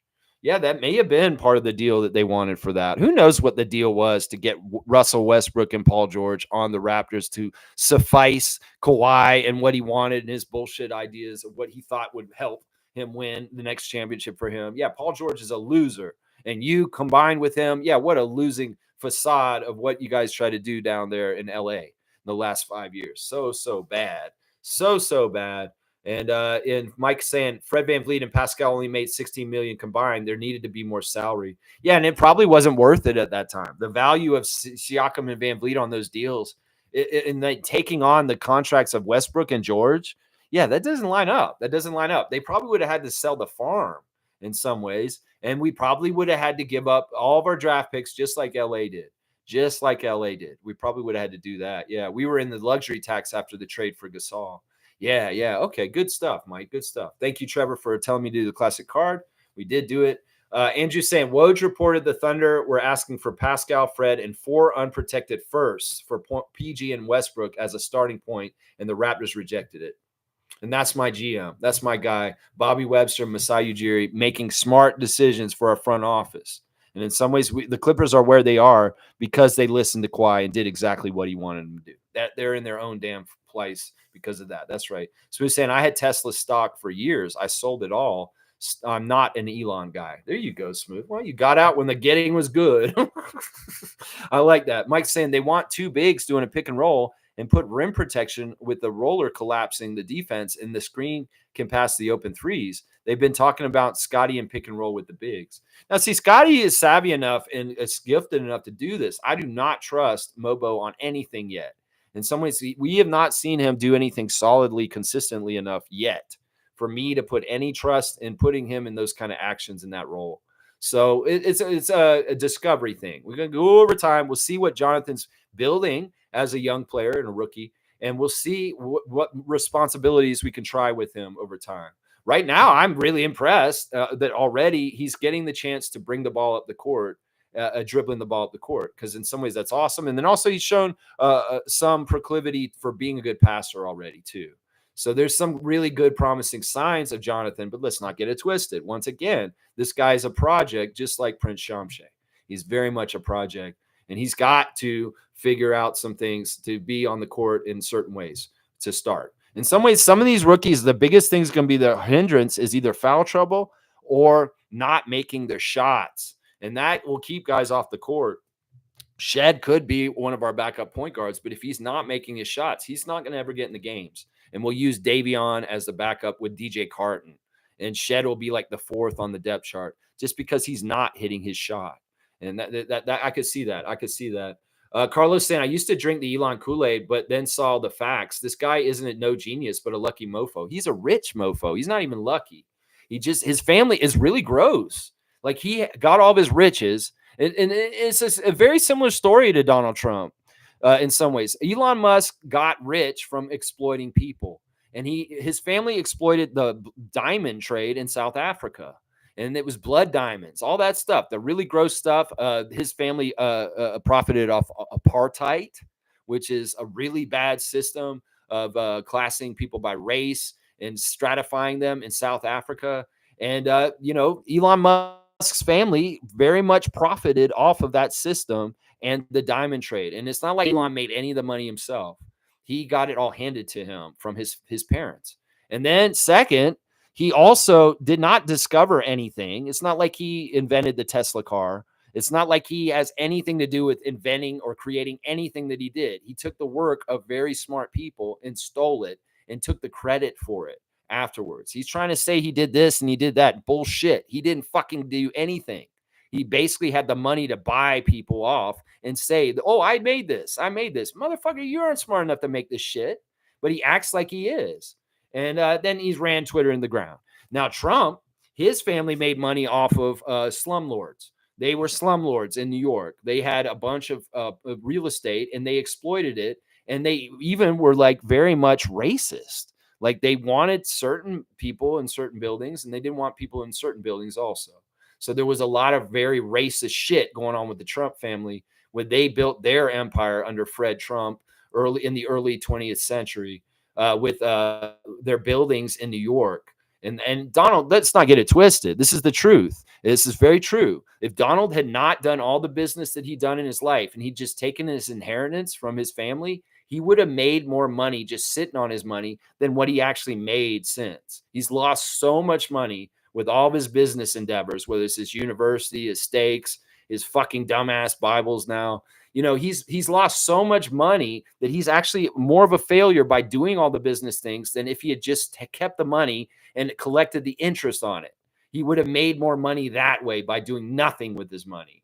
So it's crazy. These guys are rich, privileged fucks that have never had to work for anything in their life. They're entitled and privileged, and they act like they're common people, but they're not. They're not. And they're not creators, and they're not anything. They're destroyers, and they're actually big frauds and failures, both Elon Musk and Donald Trump. And boom, I laid it down there right there. And I'm almost a half an hour over. So I want to finish up in the next 5 minutes, guys. I'm going to get finished right here. I'm going to get finished right here. Let's see. All right, where am I? Oh, Mischief's giving me my cutoff. I appreciate that, my guy. Appreciate that. Let's see. Mischief saying 2 of the starters were out, and Scotty hasn't played in 200 days. Good points by the baseman, Jay. I appreciate you coming back to the chat, Mischief. Always happy to see you in here, my guy. And let me give you a big dunk for voice of reason on the day after a preseason loss to them. You got the Amir Johnson 15, Mischief. You got a 15 amount of dunks at this point. I love it. Andrew saying, enjoy your weekend, Lex. Thank you, Andrew, for the cutoff. And Smooth saying, I missed the classic card. Who was it? It was Lionel Simmons. Lionel Simmons of the Sacramento Kings with a cameo by James Worthy in the background. So, yeah. Carlos saying, wow, yeah, Scotty did miss 200 days. I didn't think of that. Yeah, and he looked pretty good in the very much out the box, but then foul trouble. And some of that really is a very pointed plan by Kugat and Brothers. Those referees were very much trying to take Scotty out immediately, and they picked on him right away. Right away. That's right. Let's see. Mike saying Mobo Barnes pick and roll could generate a lot of points if everything works out. Yeah, we could switch a lot of different guys out in that combination. Whether they were talking about doing it with Scotty and Jakob. And they did do a little bit of that at the beginning of the game. Just a little bit. There was a little bit of that at the beginning. Yeah, Smooth saying, the L Train, LaSalle guy and Sacramento King. Yeah, the L Train. That was his nickname, the L Train, Lionel Simmons. That's right, the L Train. Because the old train brand was Lionel. And the kids used to get the Lionel trains for Christmas. Lionel, yeah. That was my clue, actually. Smooth saying his official location is Singapore. They have tax financial rules there. Okay, you're talking about Musk, I'm sure. And Mike saying we have movement shooters and a cutting system. We need passing screeners to hit shooters and cutters. The height to see the court is key to Darko from what he said. Yeah, that's part of the things he likes about Jakob, Kelly, and Scotty as bigs that can pass is that they have the height to see over things and kind of dissect it and get good passes in there. All right, let's finish it up, guys. The Raptors did lose to the Wizards last night by almost 20. It's sad. Nobody could shoot worth a crap. We shot 21% from 3 and 36% from the field, which is worse than what the Wizards shot from 3. They shot 40% from 3, and we shot 36% from the field. Yeah, you do the math. It's a problem. My 3 stars of the game were Chris Boucher, Scotty Barnes, and Jakob Poeltl. Yeah, let's see. What else do I have on here? Guys, there is one spot open in our fantasy league, and I'm going to put it in here right now, and I want somebody to take this spot that hasn't come in yet. If you want to play Yahoo Fantasy NBA with us, this draft will be a week from tomorrow, and we're going to be playing. It's very fun. And I want to see that link right there that I just put in there. If you're still watching and you want to join our Yahoo Fantasy League, that is the link to get in there and join. So please strongly consider it. If you've never played fantasy sports, it's not a bad league to start beginning in. And but also at the same time, if you want to play, please try and stay committed throughout the whole season so that we can have competitive teams in the league. I would ask that. Trevor's saying they showed the prototype of his new car and his butterfly wings and no steering wheel. It cost consumers $120,000. Yeah, Elon's not a good businessman. Obviously, with Twitter, he's ran it in the ground. He's using that as a bastion of racism and misinformation, right-wing propaganda. And that the stock for Twitter has gone so far down. He's lost so much money on that. It's disgusting. It's just gross. These guys, their rackets and how they make money is just gross. And honestly, somebody who's an idiot like Elon Musk, his children hate him. In some ways, I can't believe how so many people buy into thinking he's a cool dude or think that he's somebody to look up to. He's absolutely not. He's absolutely not. He's an entitled failure, honestly. And the only reason why people think he's successful is because the money just perpetuates this idea that he is, when this money is something that he never earned himself, to be honest. He never really earned it himself. So, all right, let me see. I think that's it, guys. Thanks for watching me today. Let's go and have a great Saturday. Touch grass, raptorize your day like Nat Bhatia would. And tomorrow I'll have the preview for tomorrow's game against the Celtics in Boston. I'll have the ref report. And yeah, we'll see what I'm saying about the referees we get for tomorrow. It's most likely we're going to have refs that favor the Celtics, but they may be refs that are kind of fair towards the Raptors. I'll suss it all out, and I'll give you the proper ref report for tomorrow. And fortunately, I'm sad to say I was right about the refs yesterday. In some ways, I'm sad about that. It's not like I'm happy when I'm right about the refs. When I do see it happen, I'm like, yeah, well, I told you so. But in some ways, I'm not happy about that.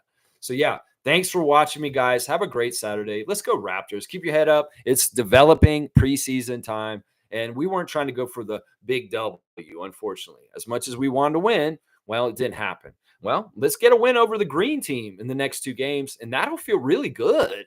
Honestly, the Raptors fan nation will really overreact if we get one of these wins over the Celtics in the next 2 games. They really will overreact. Trust me. All right, guys, have a great day. Please like, comment, subscribe, share, and join the channel if you like. There are very cool privileges for being a member of this channel. You have to find out to find out. All right, let's go Raptors. And let's beat the Celtics tomorrow. Wipe the slate clean, and let's go to Boston, and let's play the champions. That's the next test, and it's a tough test. But let's see what they do. Let's see if Scotty's up for it and coming in there with a chip on his shoulder and saying, you know what, Celtics, I'm going to beat you today. I'm going to beat you on October the 13th, 2024. Let's go, Raptors.